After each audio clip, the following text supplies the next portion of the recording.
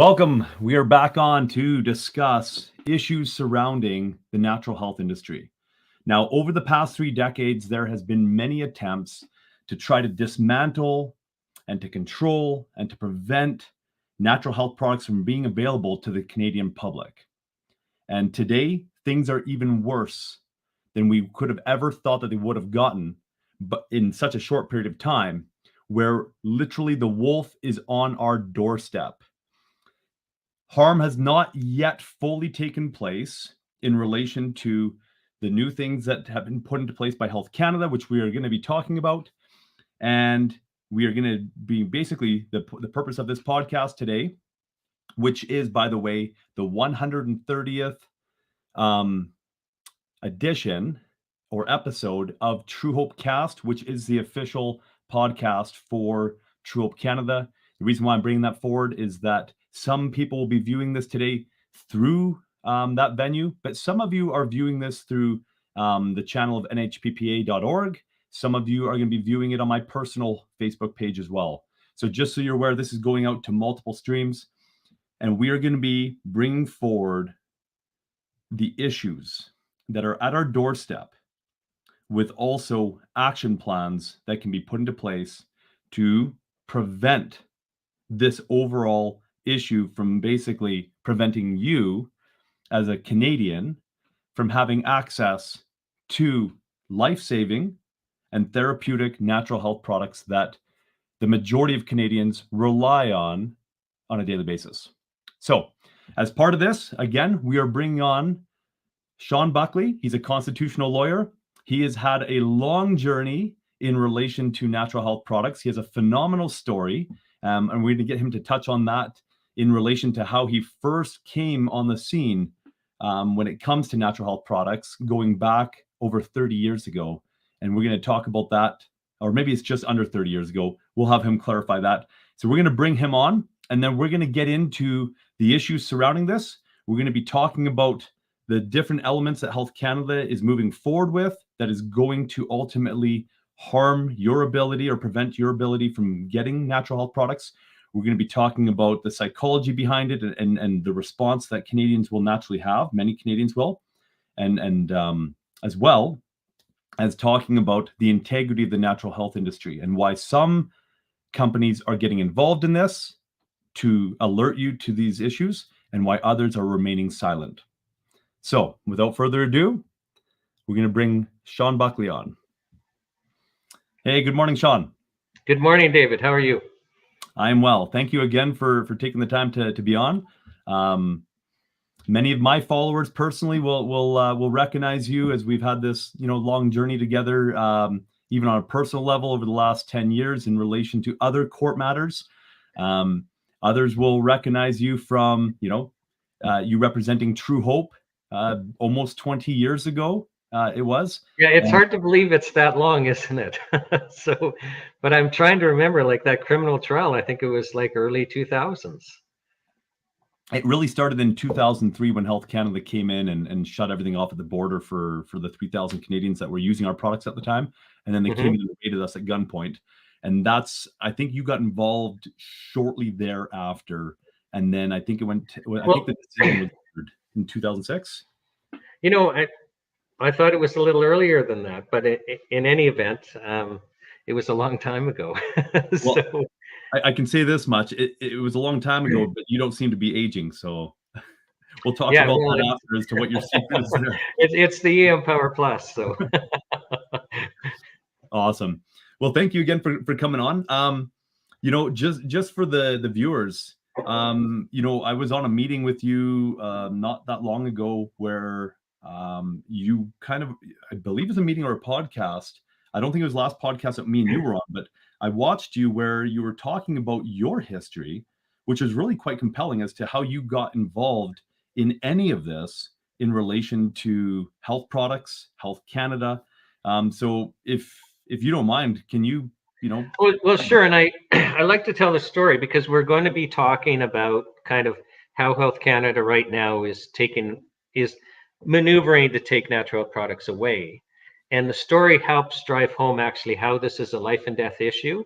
So the paradox is the government saying we need stricter regulations to protect you. But the reality is the opposite. It's going to lead to death, and it's going to lead to harm. And our current halfway point to the drug regulations that we're in now has already led to death and harm. So yeah, it's back in 1994. I'm working at a firm, and Health Canada hires that firm to defend itself against a lawsuit that was brought by a herbalist named Jim Strauss. So Jim Strauss was a herbalist in Kamloops, and he was importing herbs from the United States that were perfectly legal for anyone to import. But Health Canada is trying to shut this fellow down, and actually, would refer to me as their counsel as a rogue herbalist. And what they explained to me, and I'll just say that my background, I grew up in a family, you got sick, you went to the medical doctor. And the idea of, natural health products, other than vitamins being a good idea, was not very meaningful. And, I don't even remember now, but, likely I was on 0 supplements. In fact, not likely, I would have been taking no vitamins, nothing. That just was not part of my world. And Health Canada is explaining to me that this rogue herbalist is actually, and if you can believe this, David, actually selling unapproved treatments on the market. And is this ever dangerous? Because they're unapproved. They have not been approved of by Health Canada. And I saw that you were smiling there. Your audience should know, and I didn't know at the time, that basically there wasn't a single approved natural product in Canada, because we have the Food and Drug Act, and we have drug regulations, but they were written for chemical drugs, which is a total different ball game than garlic extract or oregano oil or vitamins and minerals. Like when you create a novel chemical and you introduce it to the human body, we've learned that that's one of the most dangerous things you can do. 3 of our top 5 leading causes of death, although 2 of them are hidden from the public, you can dig for them and find them, are related to chemical pharmaceutical drugs. So it's one of our biggest risk factors. In fact, for every age group, I think, 10-year age groups, except for one in Canada, your biggest risk is going to the doctor's office. I want to touch on that real quick. I want to throw out some numbers, because this is a matter that I had to deal with a number of years back when I had people coming at me. Media was attacking me for being on the speaking circuit for all these different health shows across Canada. And they were basically saying, who are you to be even speaking about matters of health? You've got no credentials. Well, okay. Well, take a look at the experience, take a look at, where we come from, and the numbers speak for themselves in relation to how many people get better, compared to going to the doctor's office. But these numbers were coming out, and in relation to iatrogenic deaths, I had to do a bunch of digging. And what was interesting is, Canada has about 1/10 the population the US does, and the numbers mirror perfectly in relation to the deaths surrounding properly prescribed medications, which is 100,000 people per year in the US are dying due to properly prescribed medications. They're taking it as prescribed. Yeah, and they're dying. 10,000 in Canada. And then in relation to medical mishap, which was obviously a large theme in relation to the trials that you and I were involved in from 2014, actually, all the way up till last year. Medical mishap, 300,000 people per year in the US are dying from medical misadventure or medical mistakes. And that's only what's being reported. Because, how often is a doctor actually going to report, I caused the death, right? So it's definitely underreported, but 300,000 in the US, 30,000 in Canada, you group them together, and you basically, between Canada and the US, you've got almost 500,000 people every year dying because of going to the hospital and taking the medications that they're prescribing. But sorry, go ahead. When you're talking deaths, you're not even talking injury.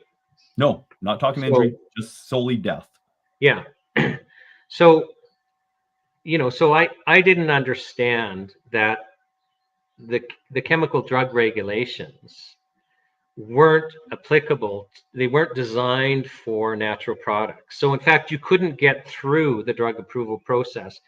And so basically every single natural product was technically illegal. Now, there were some exceptions. You had some multivites and stuff like that that had drug identification numbers. There were like vitamin monographs and the like. And there actually had been a very short period of time where Health Canada like totally loosened up on DINs for natural products. And there were still some of those legacy ones on there. But for all intents and purposes, if you walked into a health food store back in 1994, you would be hard pressed to find a technically legal product. So they were completely unregulated. And it's funny, we're in a campaign and I'm being told, don't use the word unregulated, but we were completely unregulated. The whole industry was. And so Health Canada is telling me back in 94, well, can you imagine this herbalist is selling an unapproved treatments? It isn't even dawning on me. Well, wait a second, they're all unapproved. You can't get approval. What are we talking about? But their point is he was treating heart disease, a very serious life and death condition, with an unapproved treatment. And this was dangerous because people can die, or their condition can get worse because they're not getting the approved treatments, right? And, I'm drinking that Kool-Aid and I'm buying that story, and I go to court and I have the lawsuit dismissed because he was suing in the wrong court. So then I start my own firm, and in another effort to shut this herbalist Jim Strauss down, the province charges him with practicing medicine without a license, because the act that gives the doctors their medical monopoly says only doctors can practice medicine, and it defines the practice of medicine as including treatment claims. And Jim was quite religious about saying he could cure heart disease. He literally drove around in a white van covered in red letters, on the side, "We cure heart disease." Like he could not be quiet about it. And I'll share why he couldn't is, so he, first of all, you have to understand he was an older gentleman. So he flew for the German Air Force in World War II. He was from Austria, and his family had been traditional healers for 4 centuries. And he was trained by his grandparents. So he was trained to be a traditional healer by, a family with 4 centuries of expertise in traditional healing. He was an expert. Like you can't be trained like that anymore. Like it's interesting, David, like when we went into this halfway drug model of the natural health product regulations, Strauss Herb Company was beside themselves at how poor, like how the quality of their heart drops was going to drop so much, because under the natural health product regulations, you'll have an active ingredient in one of your herbs, and you will test that batch of herbs for the strength of the active ingredient and then adjust your formula based on the strength. Well, before the natural health product regulations, when you're a master herbalist trained in the ancient traditions, you do it by taste.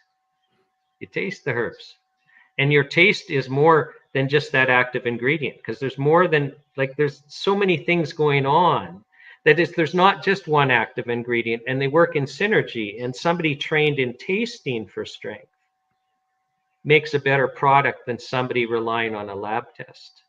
Right. And they literally were grieving that their product is so much worse under these regulations than it was before the regulations. It's still good. They still work, Right. but it's not as good. And that's unfortunate. And it's, because I've never used the stuff pre-regulations, but I personally use the stuff. I love it. It tastes phenomenal. I think. Well, the cinnamon helps. I don't get the cinnamon version. I the garlic and cayenne. But I know personally, I don't have heart issues or anything like that, but it's great for cardiovascular health. But I know a lot of people that it has actually saved their lives. Well, with the post product. So it's still good, but that's interesting to hear that it was basically dumbed down. Oh, it was better. They made it clear to me it was better before they were forced to follow these regulations. And if you're going to treat them like chemical drugs, that part of the regulations, and for people that don't have that training, you can understand the rationale, but it's just an example of how, our regulations are not well intentioned, but just how things aren't always how they seem. But I'll get back to the story. So he's charged with practicing medicine without a license. He hires me to defend him. And I'm looking at this and I'm going, this is it. No, hold on. So at this point in time, so at one point in time, you were working on behalf of Health Canada to try to take him down. Now he's hiring you, and you're moving over from the dark side to the light side. Is that yeah? Well, and it's actually the only reason I can talk about the Health Canada experience is I had to get their permission to waive solicitor-client privilege to act for him, and they thought it would be a good idea because maybe I could talk some sense into him or calm him down or whatever. So that's why I can talk about them saying he was a rogue herbalist and stuff like that, is they actually waived solicitor-client privilege so that I could act for him. And they would have saw no downside in that. I mean, he's going to hire a lawyer. Why not this guy that can talk some sense into him? And there's always two sides to a story. And I learned the other side when I was acting for Jim. So I've got an awful case. Like on the facts, I've got a guy who can't stop talking about curing heart disease, and the law says he can't do that because he's not a doctor. So I have to attack the law as being unconstitutional. We have freedom of expression in Section 2B of our Charter of Rights and Freedoms. And back then, the charter used to mean something, like courts would actually follow it back then, pre-COVID. So, and the law was really strong on protecting speech, but I had a narrative problem.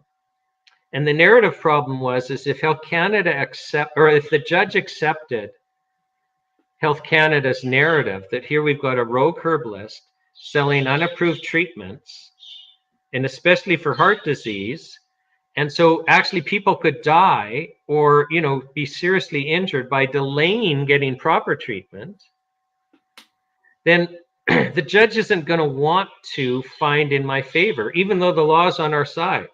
Like that law restricted speech. Case law's on my side, but put yourself in the judge's shoes. If you think your decision is actually going to lead to death and harm, you're really not going to want to make that decision, even though the law says you should. I mean, it's just basic psychology. So I had to make sure the judge didn't accept that narrative. But much like in the Truehope case, we had to give the judge a different narrative than Health Canada was presenting, right? So same thing.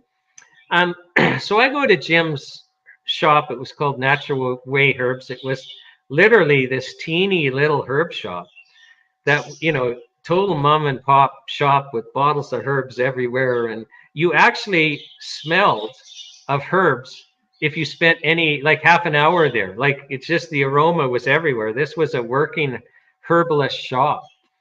And so I go to his shop and I'm explaining the problem to him and saying, Jim, is there any way we can, show that your heart drops work, that you're telling the truth? Like, I mean, there's not going to be any clinical evidence. I know his story, but it could be a little self-serving, right? And I guess I need to finish his story. So I've explained to your audience how he was trained by his grandparents, who were master herbalists with 4 centuries of expertise behind him. Well, he wasn't interested in that at all. He got a PhD in electrical engineering and was working for BC Hydro as an engineer, and he has a heart attack. And he's rushed by ambulance to the hospital, and they do an angiogram, and he's got one artery 100% blocked, another 80% blocked. And they tell him, Jim, you need a double bypass surgery if you're going to survive. And he didn't like that idea, so he checks himself out of the hospital. He makes the heart drops. He treats his heart disease. And, it's interesting. He said the difficulty wasn't figuring out how to dissolve plaque in your arteries. That's the easy part. The difficulty is how to do it slowly, right? He says that's what he had to work on. Not how do we clean this out? How do we do it slow enough that we're not creating any problems? Right. So he makes his heart drops. He treats himself. He gets well. He never has a bypass surgery. He lived at least another 30 years and died in an old folks home. He did not die of heart disease.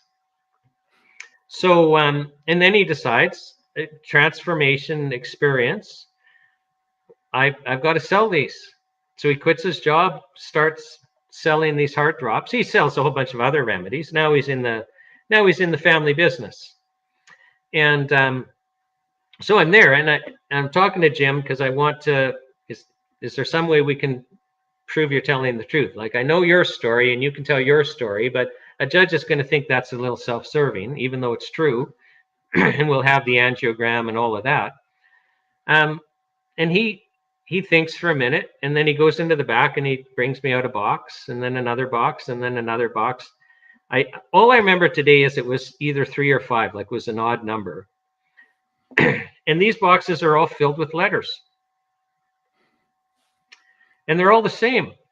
Like, so literally thousands and thousands of letters, all saying I had heart disease, I took your heart drops, I got well, God bless you. Like, so these are people, like, think about this. He's not asking people to write him letters, David. These are people that just feel compelled to write letters. Now, those letters are pure hearsay. I cannot enter a single one as evidence in court, but I can call the authors of those letters. I put them on the stand to swear to tell the truth, and then they can tell the truth. And that's the highest level of evidence in court. And so I start phoning these people. And on the day of trial, I had 5 middle-class professional witnesses, and I cherry-picked middle-class professionals because the judge is a middle-class professional. So these are the judge's people. And for credibility reasons, I wanted that. They had all had heart disease. They had all had at least one open heart bypass surgery. One had had 2. They all continued to have heart disease because the reasons their arteries were plugging up was not being addressed. They all needed another bypass surgery to survive. 2 of them were too weak to survive the surgery, so the doctor sent them home to die. And the other 3 were not willing to go through another surgery just to buy a year or 2 more of life, because it was just, that's not going to be quality of life. I'm basically going to recover from this operation and then die. So for them, the approved treatments that Health Canada wants to limit everyone to is a dead-end death sentence. Full stop. No ifs, buts, ors. The approved treatments are death sentence. And here's where, from a legal philosophical perspective, this gets interesting, is if we put ourselves in a situation where we allow the government to say you can only take treatments we approve of, even though you are a mature, consenting, rational adult, and all the approved treatments are a death sentence for you. This is where we are in Canada. There's something just doesn't sit right with me with that proposition.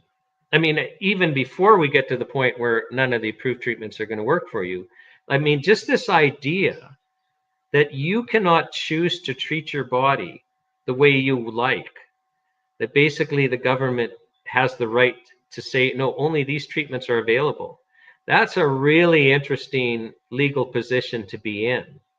And the game Health Canada plays is it's like the war on hard drugs. Is the idea is well, if we can stamp out anyone who's making an unapproved treatment, then it doesn't matter that people want to access unapproved treatments. They can't, because we've stamped them out. That's the strategy that they take.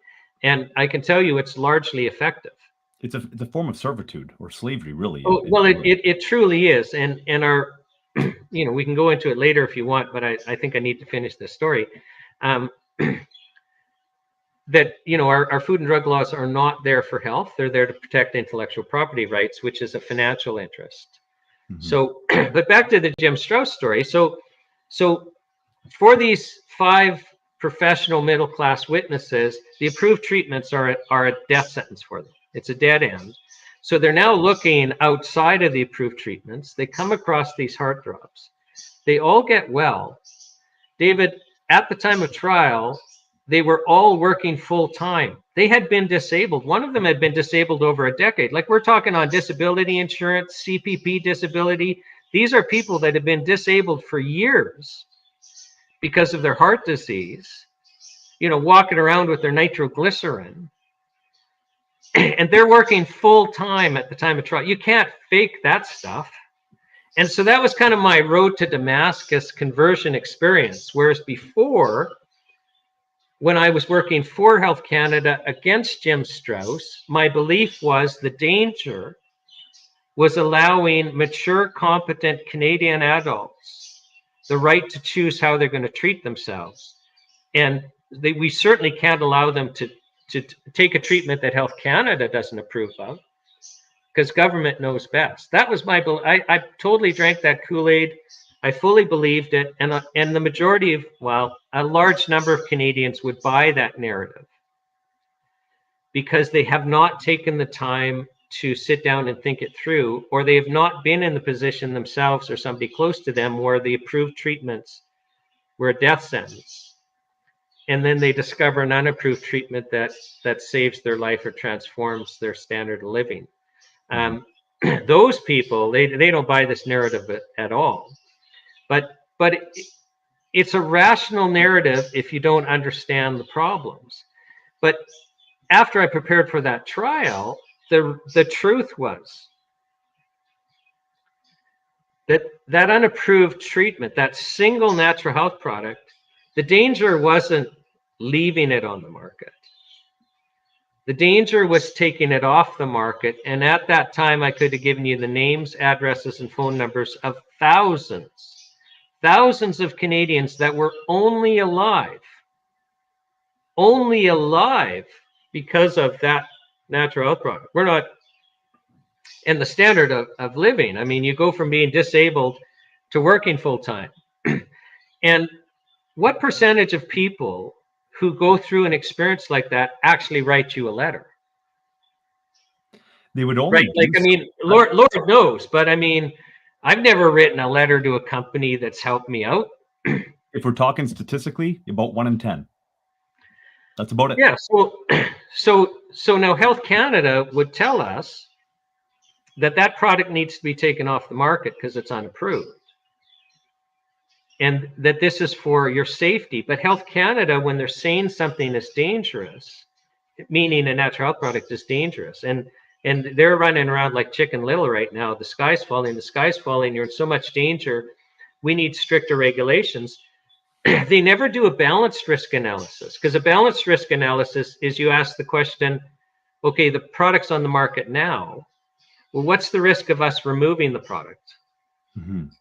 What's the health consequences there versus the health consequence? What's the risk of leaving it on the market? That's a balanced risk analysis. And if you are looking for good health outcomes, that's what you do. But Health Canada just takes the presumption that if it's not approved, it doesn't work, and it's dangerous. Okay, so question on that. If we were to fast forward now, 8 years, 7 years, something like that, to 2003, when Health Canada really began to point their guns at us in 2000, after the first study popped out of the University of Calgary showing that the Empower Plus was over 3 times more effective than standard antidepressants, right? Without the side effects. And so as soon as that study came out, they came in, they shut down the double-blind placebo-controlled trial, blah, blah, blah, all that type of stuff. But then we get to 2003, where Health Canada is so irritated with the fact that my father isn't willing to just fold up and move to the States, and he continues to supply Canadians these vitamins and minerals that are helping them with their mental health and get them off medications, that now they come in and they shut things down. Well, they shut it off at the border, but they also, when we looked at the paperwork, which, and correct me if I'm wrong, my understanding of that, because I was playing a different role in Truehope at the time and I was, a fair bit younger. But my understanding of that paperwork is that Health Canada did in fact identify that there was going to be a crisis by removing the Empower Plus from the market. And as such, they were prepared for it. And they actually set up the 1-800 crisis. No, that's not my understanding. They never did a balanced risk analysis. showing that there would be harm if the product was removed. Now, they had a lot of evidence given to them. So when they were threatening, saying you have to stop selling this product, Truehope got psychiatrists and doctors and people relying on eMpower Plus to write to Health Canada. So there's this, file of letters from, let's just even ignore people pleading for their lives, from psychiatrists and doctors saying all the approved treatments don't work. I have, but my patient's alive and doing well on eMpower Plus. Do not restrict access to this product. So Health Canada had that information. Mm-hmm. But Health Canada doesn't care about that because it's not, this is the point is it's not about good health outcomes. I mean, David, the Canadian Mental Health Association, Ron Lajeunesse, the president of the Alberta branch, was holding press conferences every time somebody died because they couldn't get eMpower Plus. Right. And that didn't shake them at all. They could care less about that. And then remember the 1-800 crisis line notes. I mean, it's such a funny, it's a funny and it's a sad story. So what happened was, and I know you know this, but your audience doesn't, is so there was so much, because so many people depended on eMpower Plus, and it's manufactured in the United States and shipped across Canada. But the call center managing people, and because you can't just take it if you have a serious mental health condition, you've got to be managed by somebody who knows what's going on. That's in Canada, and it's a Canadian company, and so you got to be approved, even though you don't have. I mean, the United States perfectly legal, but in Canada, oh my gosh, we've got to pretend this is a big deal. So they start stopping shipments at the border, and they're getting so many calls to the minister's office that we know from internal emails that they do a PR thing where they say, well, people are concerned about access to eMpower Plus, and there's some angst out there. So we've set up a 1-800 crisis line with trained professionals. So you can call this 1-800 crisis line and deal with a trained professional, and they'll basically make it okay for you that you can't get this product that you rely on for your very life, or a family member relies on for their very life. So, but we know from internal emails from the minister's office, it had nothing to do with helping people. They were getting so many calls, they set up this crisis line just so that if you called the minister's office, as soon as you said eMpower Plus or Truehope, they just hit a button and off you go to this crisis line. Well, before the trial started, it was clear that these trained professionals on this crisis line were taking notes of the calls because they're referred to in emails and other documents. So we had asked the Crown, the prosecuting office, will you disclose these notes to us? Because by law, they have to disclose anything relevant to us. And I mean, we're running a necessity defense. And they don't come. And at pretrial conferences, I'm bringing up, well, we don't have this. So first day of trial, and David, I know you were there, so you remember, I bring up to the judge, we don't have these documents. And the Crown, we're looking for them. And second day, same thing. And then third day of trial, when I bring it up, the Crown says, well, the documents are undiscoverable. It was like a new word in the English language. So these documents are undiscoverable. Apparently, they were in some deputy minister's office or something, and that person got transferred to another department. And Lord knows where the documents have gone. But after months and months of searching, we have concluded they're undiscoverable. Now, this is day 3. This is Wednesday morning in provincial court in Calgary, Alberta. So it's probably about 9:45 in the morning. And the judge goes ballistic and makes it very clear that if those documents aren't found soon, the trial's set for a couple of weeks, so that the judge will entertain a motion to have the case dismissed because of, lack of disclosure.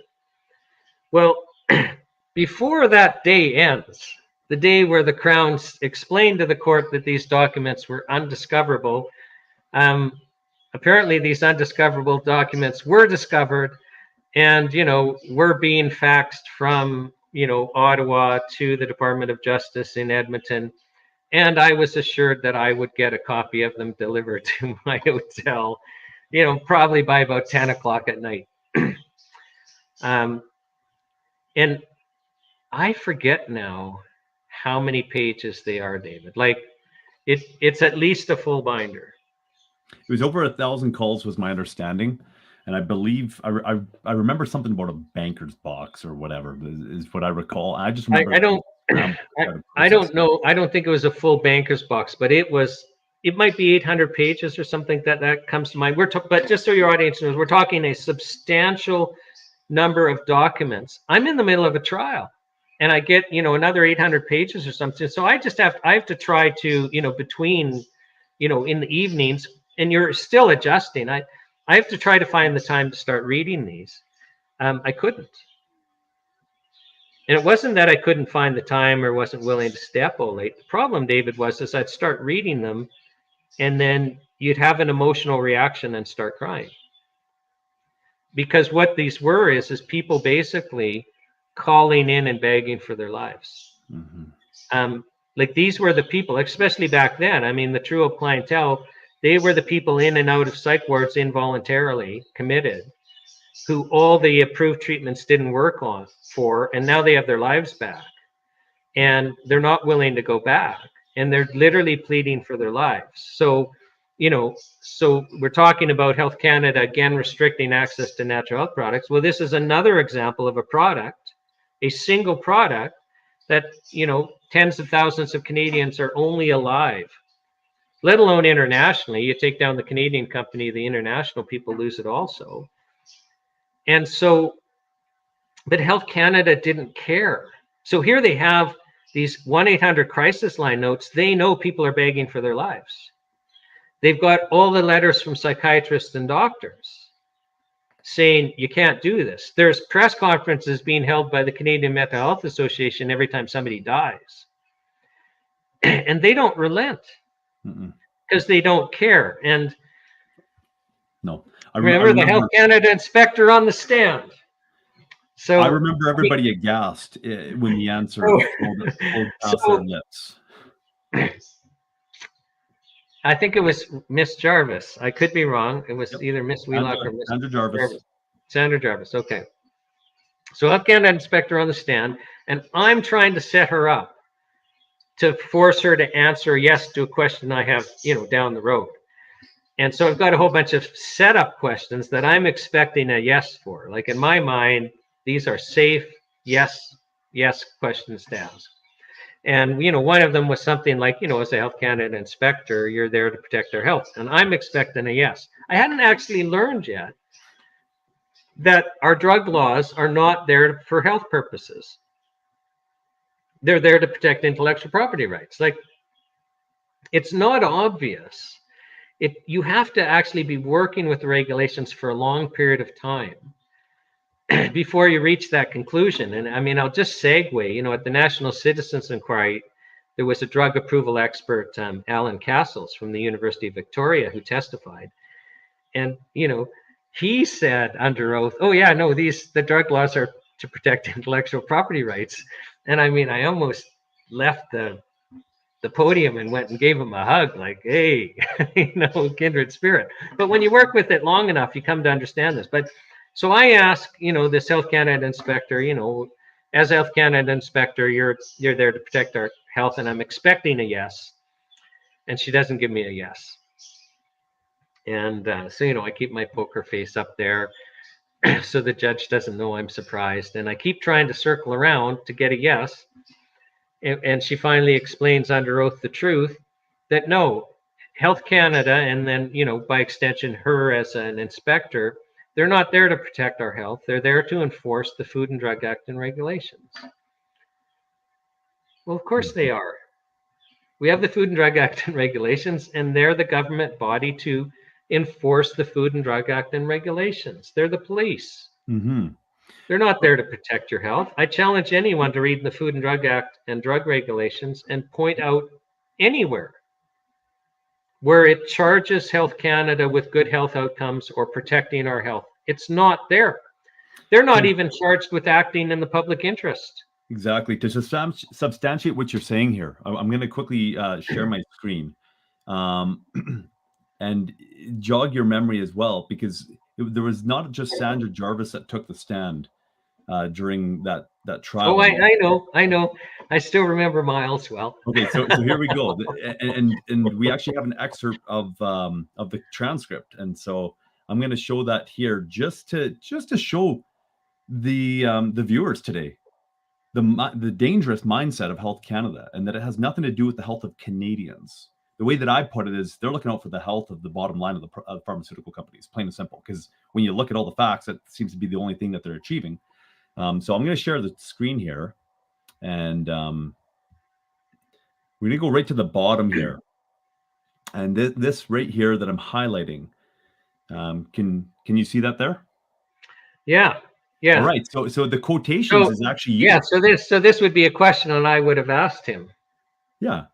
So you're asking the question. So if you were sent a document showing that people were dying because of what Health Canada was doing, you would just ignore that because it's not a policy or directive? And Miles Brosu, Health Canada agent, one of the agents on the Truehope case, says yes. As in, he would literally ignore the fact that people are dying due to his actions because he's been instructed to do something else. Yeah, that's a little appalling to me. That not a little. I mean, that should be highlighting or setting off alarm bells. If every Canadian understood that, I think Health Canada would cease to exist, because there would be such an outcry saying, stop restricting our access to what we need to live and stop monopolizing the pharmaceutical industry against our will. Yeah, and actually you bring up an important point, and I think your viewers need to understand what you're really saying is. So here we had a trial where there was just literally a mountain of evidence that Health Canada had before and during restricting the product, because there was a fairly long period of time where they were turning shipments away at the border. So before they start doing this, they have a lot of evidence, and from doctors and psychiatrists, saying this is going to lead to death. And we're talking about a vitamin and mineral supplement, and Health Canada is saying their crime is it's unapproved. So here we go again. But this is at a time where the whole market was unapproved. Like everything was, why are you singling out this product? Well, we know why, because it was challenging pharmaceutical profits. Could you imagine if EM Power Plus became the mainstream treatment for bipolar disorder and major depressive disorder and anxiety? Well, like it would cost the pharmaceutical companies billions and billions of dollars. Like it is mind-boggling the amount of money involved. So that can't be allowed to happen. Mm-hmm. So, but just back to the point is so before the product is restricted by Health Canada, there's any sane, rational person reading all of these letters from psychiatrists and doctors and people who depend on it for their lives or their family members. It's crystal clear, wait a second, people are going to die here. And then you start restricting access, and you actually get evidence that people are dying. And more evidence, my life's in danger here. And they don't relent. They just press on and on and on.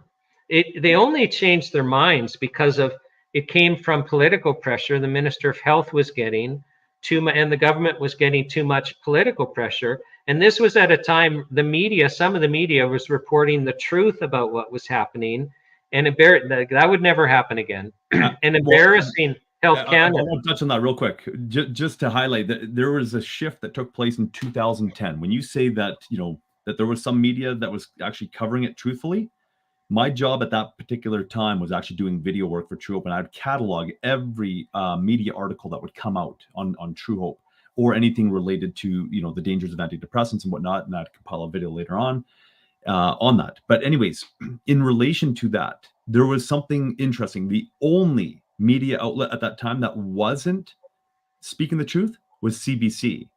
Go figure. Crown-owned organization. It's like they lived in a entirely different world. What they were reporting was at odds with what every other media outlet was reporting in relation to what was taking place in Health Canada, or CBC just went quiet. So when I would log all of this video stuff up until 2010, everybody was saying good stuff about Empower Plus. Every time a study would come out, you know, there'd be some news articles on it in relation to, you know, autism and this and all sorts of stuff, right? People or people were becoming aware of it because the news was actually reporting it, except for CBC. Now, something happened at about 2010 where everything began to shift. We had these, you know, groundbreaking double-blind placebo-controlled trial come out on Empire Plus. Crickets. No media outlets any longer after about 2010 were willing to report on that type of stuff. And that's when we saw the shift that by the time we get to 2016 and you're representing myself and my wife in court proceedings, that all of the media outlets were parroting a false narrative Oh, entirely. it was shameful. It was shameful. So, you know, and people can read the court transcripts and compare with what the media of the day was. But I mean, the evidence inside the court, you know, live would be even more compelling. And the media would be reporting on like it was pure fiction. Yep. Like it would have or the opposite of the truth. Like it was so compelling that it was quite disheartening. Mm-hmm. So sorry, I wanted to inject that part because you're talking about how the media is at that point in time during all this stuff when there's all this political pressure that's Yeah, kind of and I funny was well, just trying to make the point. So here, Health Canada created this impression that they're there to protect us. Mm-hmm. I mean, just segue into a recent example. If we take these COVID-19 vaccines, for every vaccine that they've approved, Health Canada's approved, they have a separate webpage. So let's say let's take the Pfizer one. I always use Pfizer as an example because I think there's been more Pfizer shots than any other type of shot in Canada. If you go to their Health Canada webpage, and I don't even have to look, but it's been this way for years and it'll still be this way today. The first sentence at the top, which will be in bold to emphasize it. No, it won't be in bold when it says safe, effective, and high quality. So the sentence will go something like all vaccines approved of by Health Canada are proven to be safe, effective, and of the highest quality, and safe and effective and highest quality will be in bold. Well, that's interesting when you consider that under a regular drug approval process, even though the test is not well written, you do have to prove it's safe and you do have to prove it's effective. And then once you understand the safety profile and you understand the efficacy profile, then and only then can you do a cost benefit analysis. Is this a good idea? Do the benefits outweigh the costs? You can't do a cost benefit analysis without understanding the safety profile and the efficacy profile. Well, normally that's the test. But for the COVID-19 vaccines, the government basically came out with a different test. So they exempted the COVID-19 vaccines from having to prove safety and having to prove efficacy. In fact, the words safety and efficacy aren't even mentioned in the test. So all you have to do is make an argument that the benefits outweigh the risks, having regard to the uncertainties concerning the benefits of risks and the urgent public health emergency presented by COVID-19. That's almost a direct quote. I can give you a direct quote if you want it. So the minister has sufficient evidence to support the conclusion, and I'll just stop there. If we'll use Pfizer as an example, if Pfizer had to prove something to Health Canada, it would read the minister has sufficient evidence to conclude. The minister is Health Canada. So if the test was meant that Pfizer had to prove anything that follows, it would read the minister has sufficient evidence to conclude. But it doesn't say that. It's tricky. It says the minister has sufficient evidence to support the conclusion. So not the minister's conclusion. Oh, it's very tricky. So basically it means the minister has to have sufficient evidence to support the argument, because conclusion, is really just where you arrive after you've been told something. So Pfizer has to have Pfizer has to make the argument. So the minister has sufficient evidence to support the conclusion that the benefits of the drug outweigh the risks, having regard to the uncertainties concerning the benefits and risks and the urgent public health emergency presented by COVID-19. The word safety isn't there. The word efficacy isn't there. So Pfizer doesn't have to prove their vaccine's safe. Pfizer doesn't have to prove their vaccine is effective. You can't even do it, even though there's risk benefit language in there. Pfizer doesn't have to prove the benefits outweigh the risks if you read the test carefully. They just have to be able to make the argument the benefits outweigh the risks. And in the regular drug approval world, if there's any uncertainty over safety or efficacy, it's not approved. But right into this test are the words having regards to the uncertainty concerning the safety and efficacy, even though those things don't have to be proven. So the whole thing is a fraud when we know from affidavits filed in court proceedings that was the test Pfizer and other vaccines were approved under.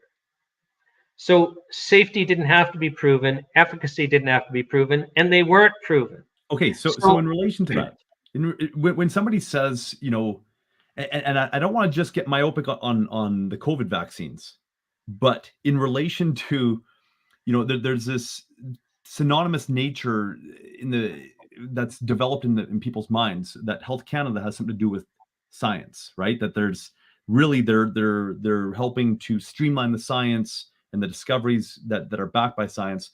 When somebody says I'm with the science in relation to either COVID vaccines, or we've seen this so many times in relation to people taking psychiatric medications over the years, and they're just like, no, I'm sticking with what's scientifically backed. What would you say to that? Well, and it just follows on the point I'm trying to make. Is so when Health Canada has at the top of the Pfizer vaccine page and every other COVID vaccine page, all vaccines approved of by Health Canada are proven to be safe, effective, in the highest quality. That's just pure marketing. That's just pure propaganda. It has nothing to do with truth. So Health Canada presents itself as this arbiter of truth, or for our safety, but that's for marketing purposes. And so we've all got this now trust into Health Canada. So when the media is repeating and the government's repeating, well, follow the science, you have to understand, well, why are they saying that? Because first of all, science is all about debate. Science is about disagreement, and science is actually about discussing things. So what do you mean follow the science? Like, surely nobody's suggesting the science is settled on a vaccine that has been rushed through.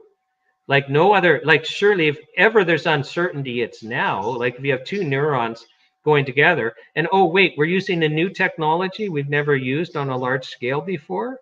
Which by the way, made it so that these vaccines actually were not technically vaccines until they changed the definition of vaccines. But now you're confusing things with the facts. And some ingredients, like, hadn't been used at all.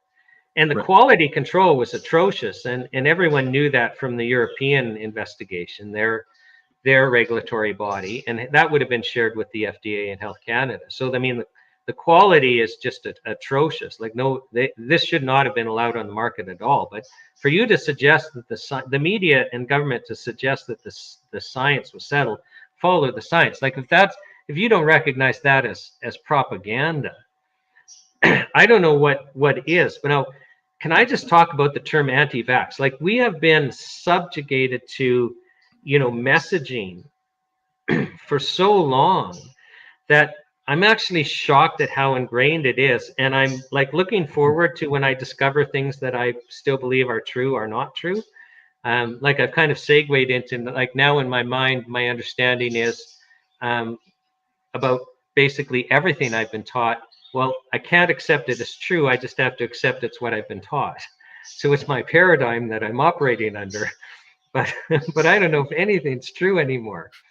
But it's interesting, at the National Citizens Inquiry, and for those of you who don't know what it is basically a group of citizens got together and appointed 4 independent commissioners and marched them literally across Canada, where witnesses, were sworn in to tell the truth, questioned by lawyers, and then questions by commissioners, much like they would in a court setting. 325 witnesses. It was just this incredible experience. If you haven't watched it, go to their website and watch it. But I was one of the council calling witnesses. And one of the things I didn't expect is we would have like literally a witness on the stand who's like horribly vaccine injured and just basically telling how their life was destroyed, or a family member's life, they lost their life, or, totally disabled by a vaccine. And then they would volunteer, but I'm not an anti-vaxxer. And then we had another lady, I won't identify her, who was part of this pretty big, anti-government COVID action group, who's, explaining, all these things they did. But our group were not anti-vax. And it made so witness after witness. Yeah, the vaccine destroyed my life or my world or whatever, but I'm not anti-vax.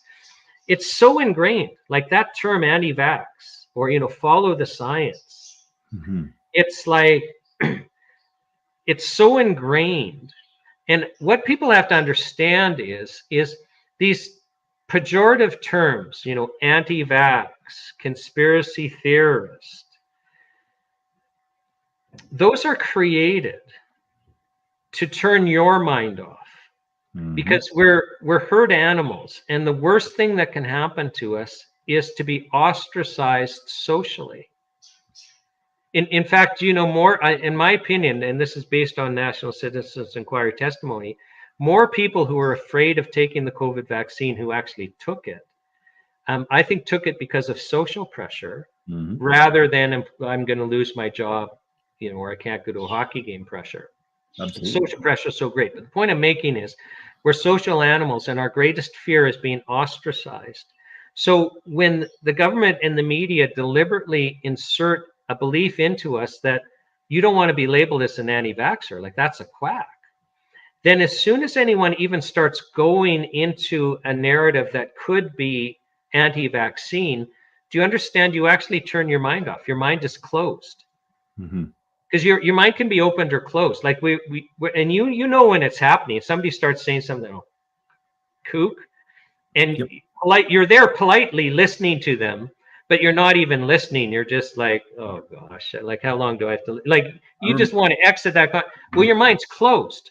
Yeah, I remember the first time it happened to me. Back in it was about 2004, and we got into this discussion. There was a group of friends, and there was Colette and I there, and we got on the vaccine topic.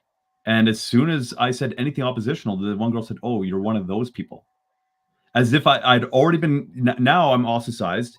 Now whatever I have to say has no credibility. I've actually been objectified, right? I'm now an object, right? Like one of those. The irony is the joke's on them. So you see, they've now ostracized you. That it's, the conditioning has worked. Anti-vax means it equals kook, so you can't be a kook. But it's actually hurt them because now they've closed their minds. You see, if your mind isn't closed, and we have this experience daily, like we'll have conversations with people, but our mind's open, and we'll go, oh yeah, no, I heard what you said. And you may change your mind, or you may not change your mind. And when you change your mind, you actually do change your mind. You rework the neurons. And we've all had those experiences where we believed something to be true and then learned afterwards it isn't. And our mind actually gets rewired. It actually changes our mind. But we get to choose whether we're going to change our mind or not. It's actually a conscious thing. And we have that experience daily. But when the state has convinced you to close your mind, as soon as somebody goes, it actually hurts you, because now you will not listen to new evidence and will not have the opportunity to decide whether you find it credible or not. Like, so that the irony, David, is the joke is on those people that then close their mind. It's their mind that's closed. If the government's closed your mind on a topic, you're now controlled on that topic. Oh, you're enslaved. You're enslaved in that topic. So in the area of vaccines, the government has basically closed the mind of the majority of the population, so they're controlled on that topic. Now, those people cannot see another narrative, even if they're going to reject it. Even if the evidence is right in front of them. They've lost the ability to actually make the decision because their mind is closed. And that you're a slave, you're captured when your mind is closed on any issue.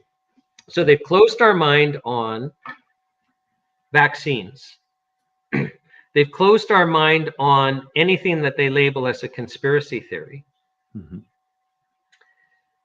And they've closed our mind to the possibility that the regulation body Health Canada is not there for our health. Right. Like we've had so much propaganda. Like it's, it's really like 1984. A more appropriate term would be Death Canada. Like 1984, Ministry of Truth is the propaganda ministry. Mm-hmm. Well, I think that, Health Canada, a more appropriate term would be Death Canada. You can't convince me. If we disabled Health Canada today and we went to Tunney's pasture and we demolished those buildings, like literally, set the demolition, and they didn't exist, I expect we'd have way better health outcomes. Oh, 100%. And Than with Health Canada.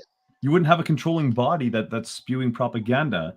That to circle back on this again real quick, to touch on the belief that Health Canada is synonymous with science. The whole beginning of Truehope really began due to that particular type of issue, where my mother ended up getting on Prozac and SSRI medication, and 3 weeks later she ended up taking her own life. And it wouldn't be for another decade later that the science would actually emerge that was there all along. Health Canada approved that drug, and yet here was the actual real science showing that Prozac increases your risk of suicide by 2 times on average, but then in particular circumstances anywhere up to 8 to 12 times. And so, when we look at that, back in 1994, when my mother got on that medication, she probably thought it's safe and it's probably going to be effective because it's had to go through all of this type of stuff. It's been approved by Health Canada. At that time, I think it was the Health Protection Branch. But anyways, people they have a sense of security that's allotted to that, thinking the science has been covered. This is going to be good. It may not be the best for me, but it's going to deal with my particular situation, and the benefits outweigh the risks. When in reality, that science that showed that it was actually a dangerous medication wasn't part of that whole equation.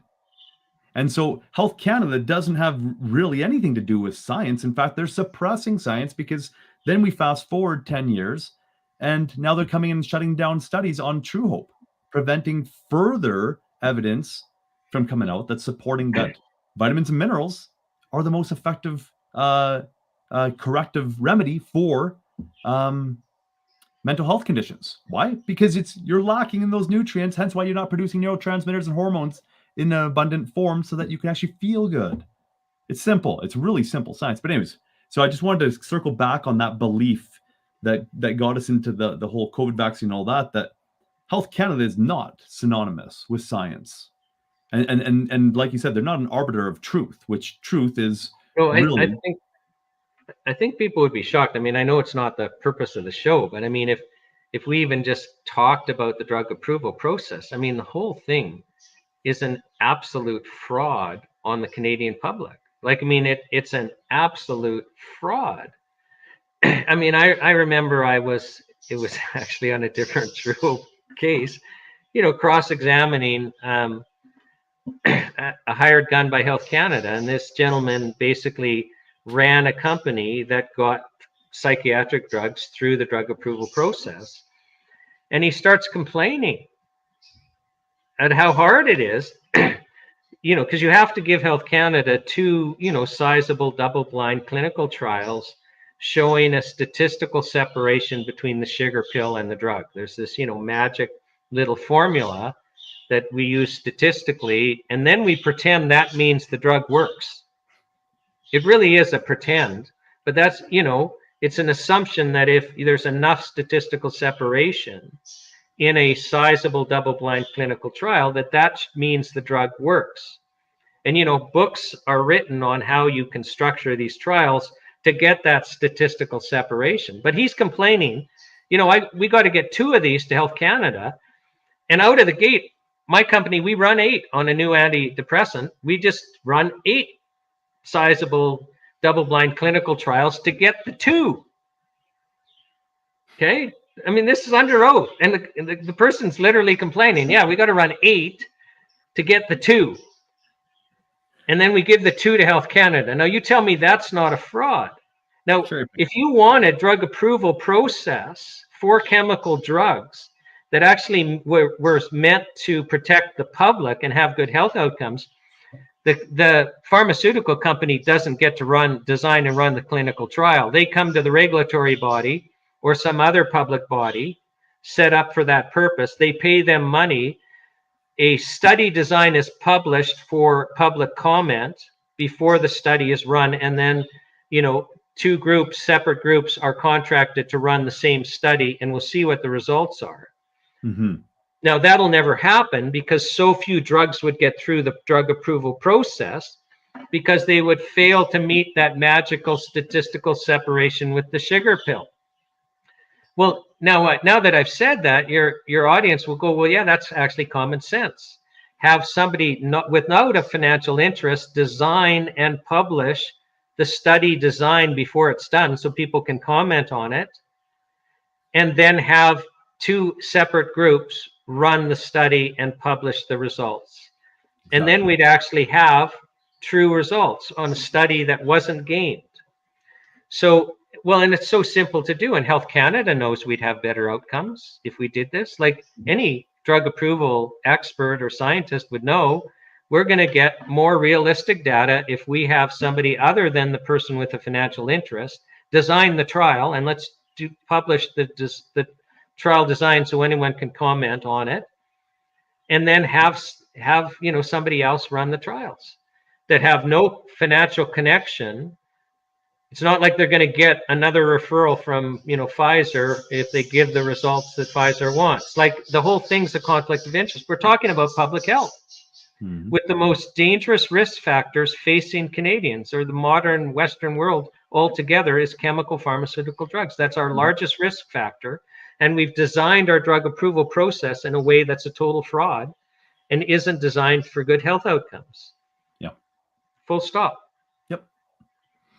So we're totally off topic. Canada does not have. we definitely digress, but we really established there that Health Canada does not have the health of Canadians at interest or within. But it's not their job, right? They just, for marketing purposes, it's their decisions we stomach and actually support. I mean, do you know, like there in Ontario, there is a case, CG versus JH.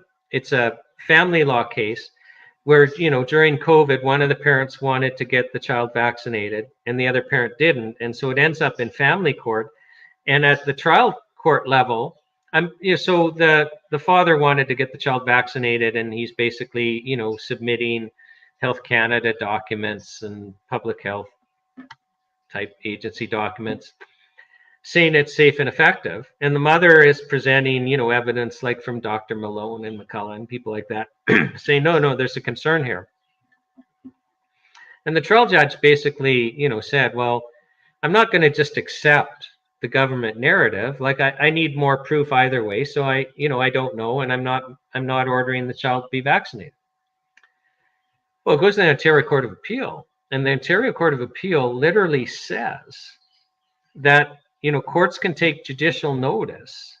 And so this will be binding on, you know, all Ontario family court judges. Well, the court can take judicial notice that if Health Canada has approved a vaccine, which, you know, you can just segue any treatment, that's prima facie evidence that it's been proven to be safe and effective. Now, and so basically there's a direction, I read that case as a direction to the lower courts that the person, the parent wanting vaccination, there's now a legal presumption, if it's been approved by Health Canada, that it's safe and effective. Mm-hmm. And it's on the other party then to bring evidence to disprove that legal presumption, which is quite fantastic when you think about it. Mm-hmm. And so the Ontario Court of Appeal, it's funny, like you and I, if we have a mistake on law, there's no excuse for us. I mean, we can go to jail, we can be successfully sued, whatever. Like, mistake of law is no defense. Well, here you got the Ontario Court of Appeal. Did they not know that these vaccines weren't approved under a test requiring safety and efficacy, and that wasn't proven? Like, it's like they don't know what happened. And then I wonder, well, can the other parent that doesn't want vaccine, like there's legal presumption because Health Canada has approved it, can they like show, well, yeah, but this country doesn't allow it. Their regulatory body says no, not for kids. This country doesn't allow it. Their regulatory body says no for kids. Oh, they used to let it for kids, but they backtracked now. Like, is that evidence going to be accepted like other countries? I mean, I don't know, but it's quite fantastic how we've so accepted this theme that Health Canada is there to protect our health. It's not fantastic in a good way either. No, I'm not meaning that. I'm just so shocked, but it's just most people don't ever look into this stuff. Right. And if you don't look into it, you have no understanding that it's like the Wizard of Oz. There's a curtain separating you from the truth. Mm-hmm. And the truth is so very different from what you see presented to you. Absolutely. Absolutely. Yeah. And may we all find ourselves shaking our own paradigm so that we can free ourselves from the shackle of delusional beliefs that have been instilled in us from the time that we were in our youth. If we're talking Health Canada right now, there's been a lot of rumblings over the last number of months in relation to what they're doing with the natural health industry now. Mm-hmm. And you've been really spearheading an action plan and identifying all of the issues. Whereas I see it, a number of movements out there are really myopic, where they're looking at one particular issue to the exclusion of the others, and they're actually missing some of the most alarming elements of what Health Canada is currently doing and what we have on the horizon looking forward down the road if Health Canada is able to continue to proceed with what they're doing. Can you highlight what Health Canada is doing from the different angles, the different Sure. approaches? It seems like there's more than one battlefront here. Okay, so first of all, I mean, we have to backtrack and give a little bit of historical context. So remember, I've already shared how we were unregulated. Mm-hmm. I mean, we had chemical drug regulations that just were totally inappropriate for natural products. And basically, by and large, we're left alone. So even, well, in the 80s, especially in the 80s, and then into the early 90s, like natural products are just taken off. I mean, I think as a kid, I mean, I grew up in the city of 250,000. Like, was there a health food store in the 70s in that city? Like, I don't even remember. Like, but by the 80s, I mean, this is becoming really popular and things are happening. And now both in the United States and in Canada, the regulatory bodies are getting concerned. And I don't mean concerned about our health. And so both in the US and Canada, the regulatory bodies start trying, well, they're not trying, they drive companies under, they drive products off the market, saying you have to comply with the chemical drug regulations, because the word drug is defined so broadly as to include anything used for a therapeutic purpose. Even though the drug regulations were intended for dangerous chemicals, they're saying, well, you have to comply. So both countries, there's a citizen rebellion because people notice products are going off the market. They rely on them for their lives or health. They get excited. Now, the US, their consumer rebellion was a few years before ours. It was early 90s, and it was so large that Congress was actually forced politically to look into it. How should we regulate natural health products? They call them dietary supplements, but the same things. How should we regulate natural health products? And Congress actually concluded these products are so safe that they should be deemed by law to be safe. So, and we shouldn't treat them as drugs at all. We should put them in the food category. So they actually passed an act called the Dietary Supplement Health and Education Act of 1994, where by law, natural health products are deemed as foods. They're classed as foods. And by law, they're deemed to be safe. There's actually a legal presumption that they're safe. And this is after Congress had a really hard look at, are these safe or are they not safe? So they actually put into their law, they're presumed by law to be safe. And the FDA, the Food and Drug Administration, their equivalent of Health Canada, is only supposed to take one off the market if they have, evidence that that specific product actually does pose a risk. Wow. Okay. Now, when you go to the United States then, so all their products are unapproved because you don't have to get approval. And I have to ask, I mean, do you feel unsafe when you go to a health food store? Do you feel unsafe if you went to a naturopathic doctor? Like, is there any problem with their products? Well, we're in the same boat, unregulated. And we have our consumer rebellion. It's a few years later. Ours culminates in 1998 or 97. So the consumer rebellion is so large that the health minister, Alan Rock, publicly backs down the day before a lawsuit on cost recovery and says, I'm going to ask the Standing Committee of Health to have a really serious look. How should we regulate these products? And so the Standing Committee of Health, it's a committee in Parliament that's supposed to have expertise in health issues. And it's made up from MPs of all parties. And it holds the broadest consultations in Canadian history for any standing committee at the time. I don't know if that's been surpassed since. I doubt it. And they basically say Canadians want increased access.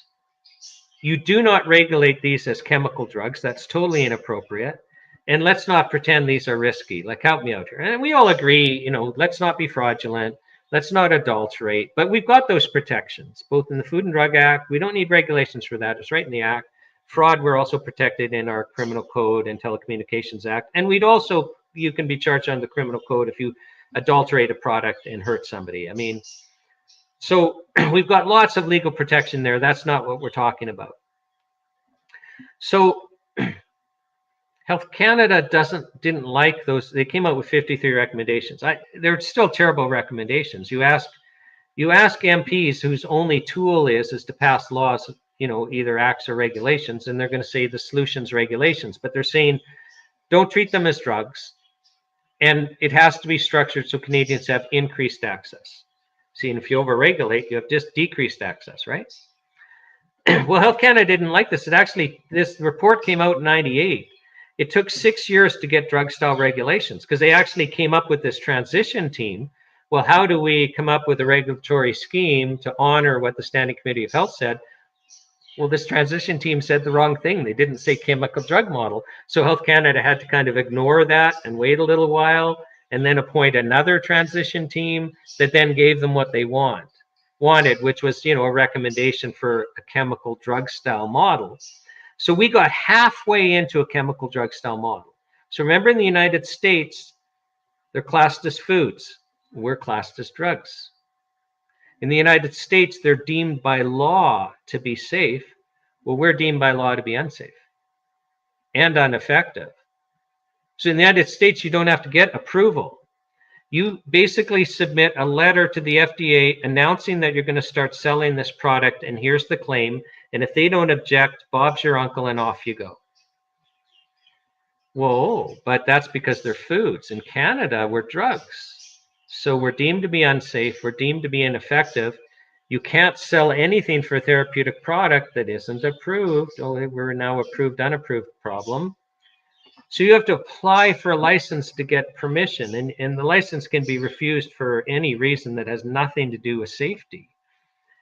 And so we went halfway into the drug model. I say halfway because the carrot was the thing that allowed this to become tolerable to the industry was that we could use traditional use evidence to get through the efficacy hurdle. Now, having to prove safety has just added to the cost. And there's been some ridiculous things. My favorite story is Nature's Sunshine. And, I don't want to alarm people because it's actually quite a scary story dealing with safety. But parsley that you can go into the, produce section of any grocery store and buy and eat. Parsley actually has some therapeutic purposes. And Health Canada agrees with that. So Nature's Sunshine had this brilliant idea. Well, why don't we help people by drying the parsley, grinding it up into a fine powder and encapsulating it and then selling it for a therapeutic purpose. It's easy to dose because of how we've put it into capsules where the exact amount. And they were able to convince Health Canada that parsley, has the therapeutic effect that it would be sold for, but they couldn't convince Health Canada that parsley was safe because David, don't you know you can search all you want and you're not going to find any safety studies on parsley. So now it's a funny story, and they eventually embarrassed Health Canada into relenting and didn't have to come up with safety studies. But it adds to the cost, because we actually, for every product on the shelf, when there's never been a death that we can point to in Canadian history caused by a natural health product, because these are ingredients in our food supply. And, in the case of vitamins and minerals, these are actually things we need to stay healthy now, because our foods no longer have the vitamins and minerals because of our modern farming practices that they used to have. So safety isn't an issue, but we have to prove safety for every product, which just adds to the cost. Mm-hmm. And then we have to prove efficacy, but we can use traditional use evidence for efficacy. And I remember I was telling you about Jim Strauss, his family had been traditional healers for 4 centuries, but, a lot of those things, they've been used for thousands of years. And we can use that evidence to justify efficacy. And that allowed us to go halfway into the drug model and tolerate it. We've lost lots of products. So in 2004, the products have become less effective. They're dumbed down. And what I mean by that is to get a license, product after product, Health Canada said you have to drop this ingredient, or you have to drop the levels to this amount. And I had manufacturers coming to me when we were doing this transition saying, we can only get a license for some of our best sellers, and they're best sellers because they're effective. But basically, we're having to dumb the products down so where they won't work, and we're refusing. We're not going to sell products that don't work. But not all manufacturers did that. So, if you didn't have a naturopathic doctor or somebody telling you got to go 8 times the label dosage amount for this to work, it's totally useless. Well, it's exactly like taking 1,000 IU of vitamin D a day, following the label claim in wintertime. Why are you even bothering? Even though you're in desperate need of vitamin D, you're not getting enough for it to be meaningful. That's part of the game. So, but we got ourselves halfway into the drug model. And remember, it took Health Canada 6 years because the first transition team wasn't going to support this. But they're like, the Chinese, they plan in, 100 years and 1,000 years. They got the goal. The goal is to get rid of these effective products and move us strictly into a chemical drug model. And their latest attempt to get us full into the chemical drug model is called the self-care framework. And they came out with this in 2017. And they said, here's the steps. It's non-negotiable. And what we're basically going to do is we're going to take natural health products, and we're going to take the chemical over-the-counter drugs, and we're going to harmonize so they're regulated exactly the same. So, and their rationale is look, at somebody wants a pain reliever, and they go to the drugstore, and you got aspirin there, and right beside it you have white willow bark. They're both pain relievers. Now, I'm deliberately picking that because aspirin's from white willow bark.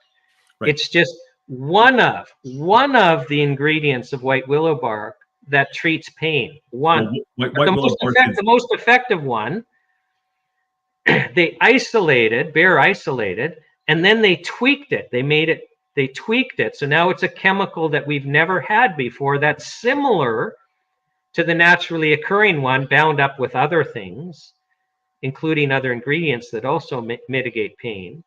But we've got this, now we can patent it, and now we can get through this expensive new drug approval process.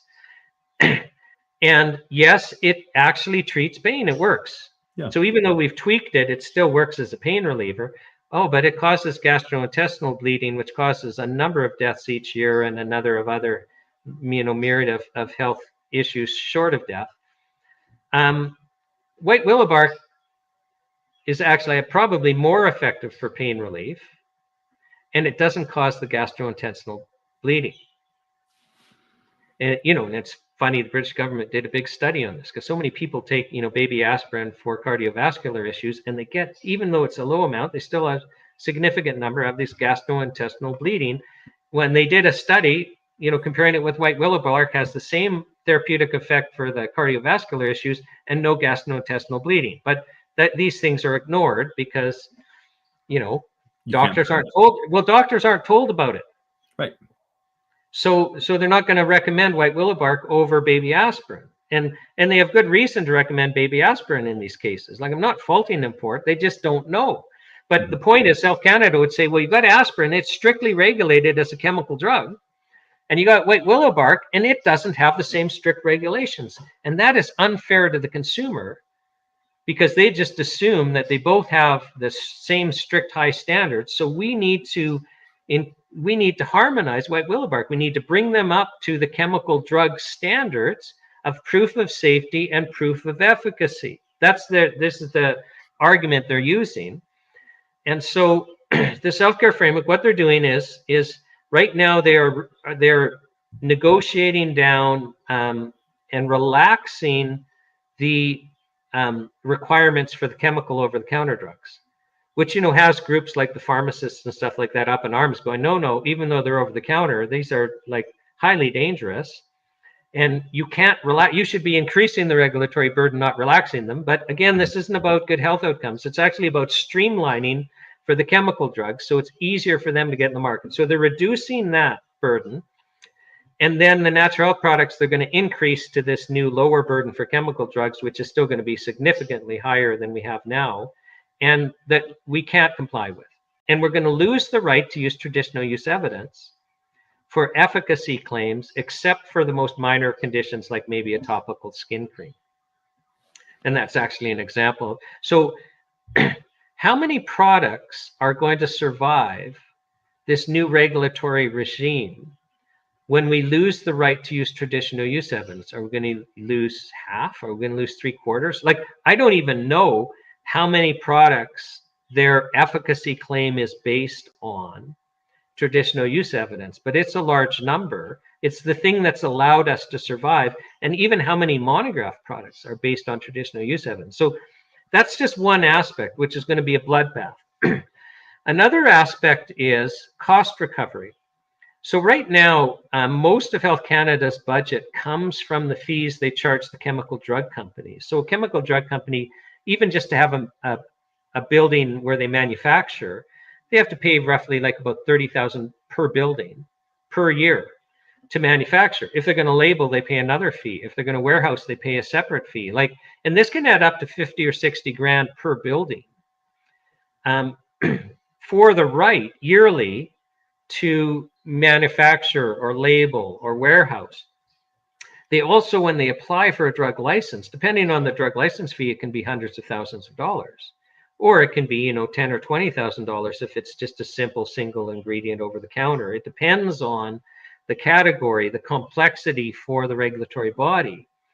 But natural health companies have never had to pay this. Now, remember, we shouldn't be in a drug model anyway. We weren't before, and we should be like the United States. But another SOP that allowed us, the industry, to agree to tolerate this was we weren't paying the fees and we could use traditional use evidence. Well, now they're saying we're going to have to pay the fees. And they're quite clear. The goal is 100% harmonization. So they've literally, published in the Canada Gazette, we're going to charge you the full fees. Now, David, for political reasons, and it hasn't happened yet, but I promise that it will. And then when it does, your audience can go, oh yeah, he told us this was going to happen. So they need to get us to accept cost recovery. And how you get us to accept cost recovery is you publish the notice you're going to impose at the full amount. By law, they have to have a consultation period where we can submit our comments. And then they're going to come out and say, we've listened to you. These fees we proposed are totally inappropriate. Well, we're going to impose like an eighth or a quarter of the fees we proposed. And the industry will go, oh yeah, we can tolerate that. But the problem is now we've accepted cost recovery. And then next year or the year after that, when they increase 10% and 20%, with their stated goal to have full harmonization, I can't get the public excited about, oh, well, they increased the fees 10% this year. Like, I'm sorry, but I can get the public excited about the concept of cost recovery. We can't impose it at all. So we can't accept this. And we've defeated it 3 times already. Like, this is the 4th time round that Health Canada is trying to impose cost recovery. and we can't accept it. But it's just another thing. And if cost recovery is imposed, we're going to lose a lot of products because a lot of them our margins are slim, and you'll know that, you're in the industry. And we're going to lose products, and we're going to lose companies. Now, Health Canada says, well, we're going to be collecting a large sum of money with these fees. We're going to use every dime to hire more inspectors to, we're imposing stricter regulations on you. So there's going to be new things, like even when you apply for a product license, we're going to send an inspector to inspect your production facilities. Like what? The burden on the company is not just having to pay these fees, but companies are going to have to hire more staff even just to comply with these new regulations. So we're going to lose companies over that. With these new inspectors, they're also going to go out into the marketplace to censor truthful health information. Now, that's not how Health Canada works it, but we're not talking about fraud. We've got protection against fraud, under the Criminal Code, under our Telecommunications Act, under our Food and Drug Act. We have 3 different agencies making sure that nobody lies, and that's not what we're talking about. What we're talking about, and we can use Truehope as an example, is when you get a license, we're basically limited to structure function claims. So Empower Plus is going to be something like supports mental health and well-being or something, right? Mm-hmm. So Health Canada takes the position that you can only advertise the label claim. You can't say anything else. Okay, so let's go to that real quick here. Real quick. I'm going to interject. Okay, so if we go to truehopecanada.com, as of about 2 months ago, this is what you're going to find when you go to click on the science tab. Science and research, used to be populated by 35 medical journal publications that you can go and peruse and see what Empower Plus would help you with. And this is what you're going to find. You're going to find a video of me to start off with talking about why you're seeing what you're seeing below.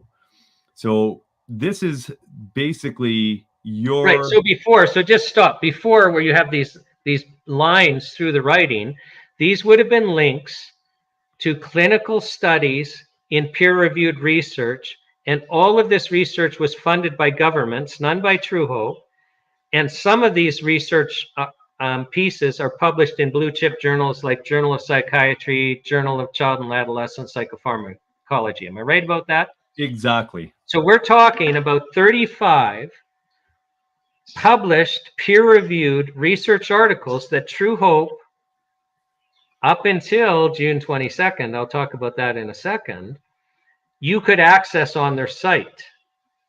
Mm-hmm.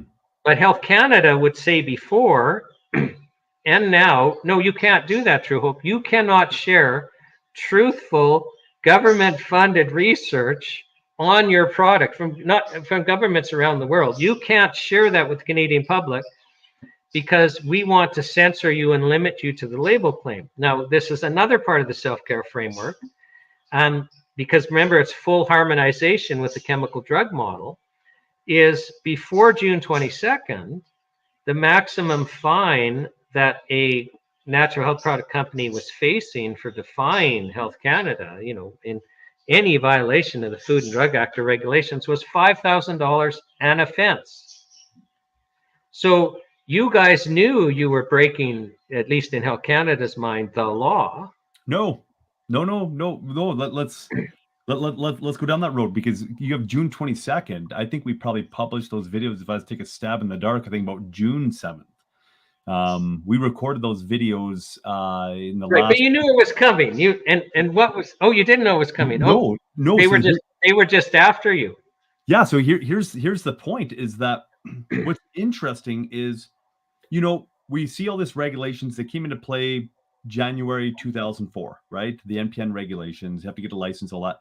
But they didn't do anything with it, right? In fact, there were still products, we were still selling products, whatever, through the PUAD, that type of thing, importing them in, and you still can. But we were doing stuff that was outside of those regulations, and so were the whole industry, really. It wasn't until I didn't notice anything until about 2010, 11, 12, that actually products from the US that weren't NPN disappeared. So all of a sudden, I'm restricted as to my access of products that I'm using in my home on a daily basis.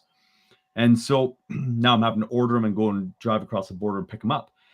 Well, what's of interest is over the past number of months, so I think it was about October of last year, Health Canada reached out to us and said, hey, basically here's what's going on your website. You need to fix it. And we come back and fire back and say, what are you talking about? Like, this is just simplistic, truthful information.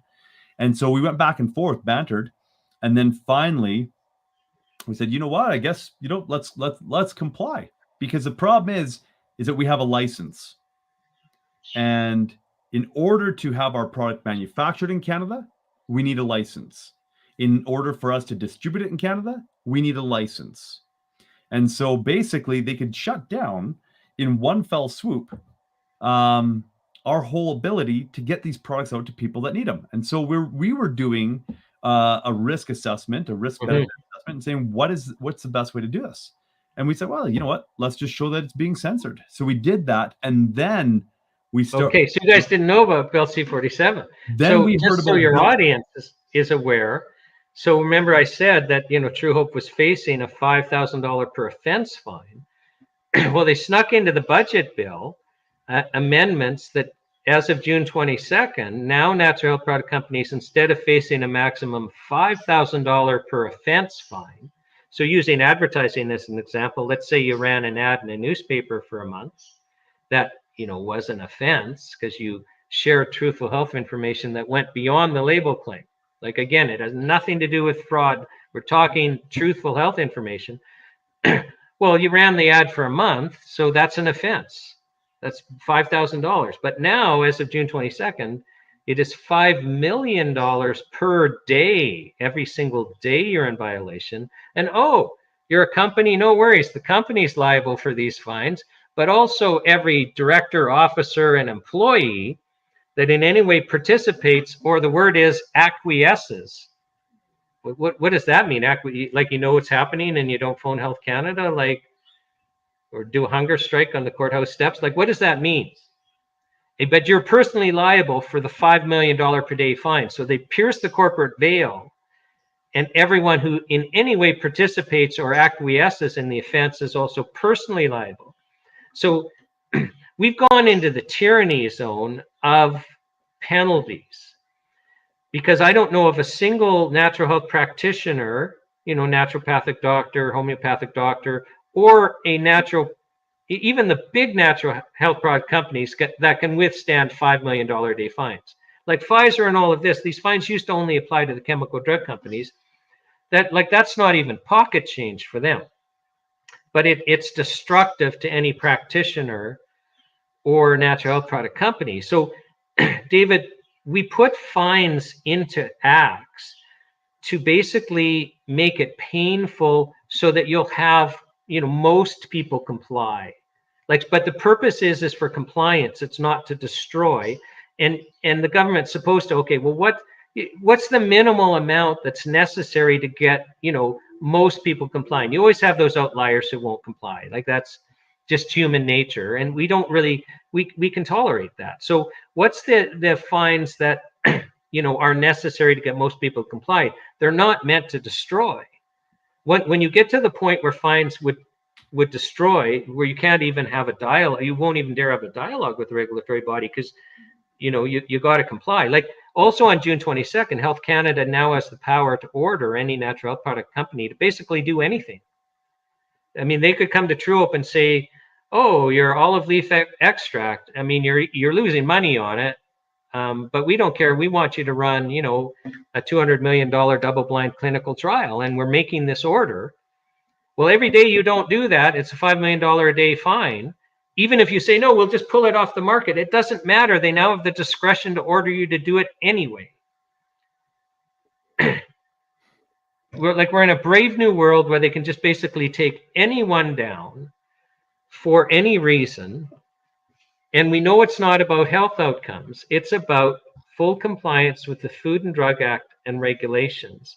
And these $5 million a day fines are timed, because they're basically putting us into an environment where we're going to lose most of our products. And it's funny, I'll be on a webinar with practitioners, and every single one I will hear, through the comments, oh yeah, well, we're just going to set up, an underground pipeline of illegal products so that we can still practice, you know, as a naturopathic doctor, for example, and I'm thinking, yeah, sure you will. You would have when it was $5,000 in offense fines.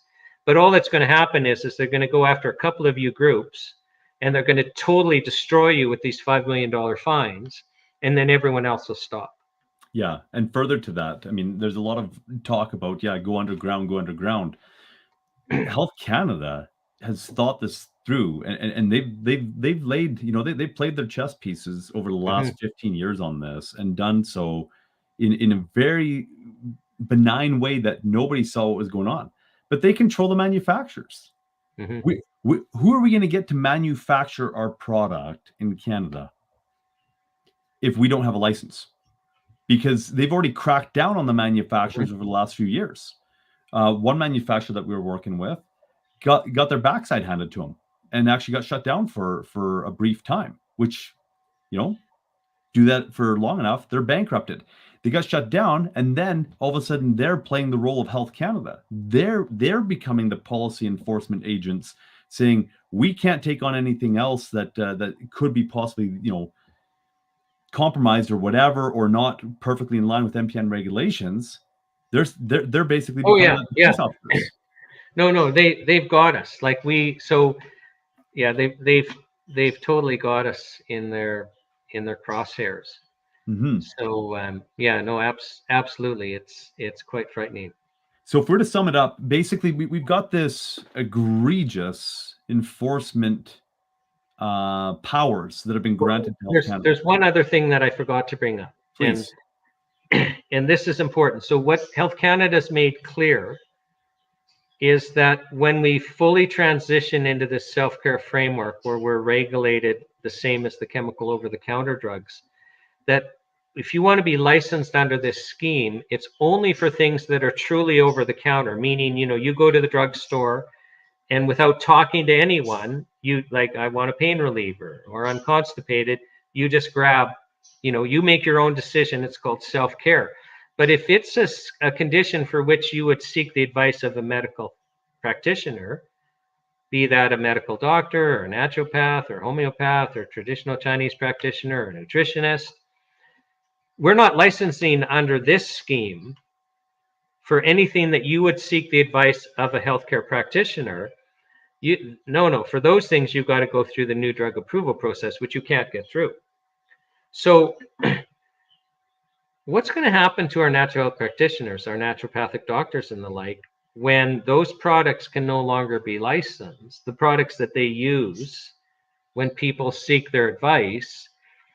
What's going to happen to those products? And if those products are gone, what's going to happen to those practitioners? And now, you know, we will find ourselves within a couple of years where we don't have the option, any option other than a chemical pharmaceutical model. And that's Health Canada's goal, and it's been their goal for, you know, the 30 years I've been involved. We really saw this already in history. I mean, predating myself and yourself, but we saw where, you know, naturopathy was knocked off, homeopathy was knocked off in favor of Rockefeller medicine or petroleum-based medicine, which is, you know, what we call pharmaceutical medicine today. And we really saw how in America they had already monopolized, and the only survivors was actually chiropractors. They were the only, I guess, what you deem to be alternative. They're not alternative. I mean, it predates pharmaceutical medicine, but they were the only ones that were able to keep on going. And it hasn't been until, you know, basically the last 40 years that we saw naturopathy starting to rise up and homeopathy starting to rise up. It was kind of resurrected.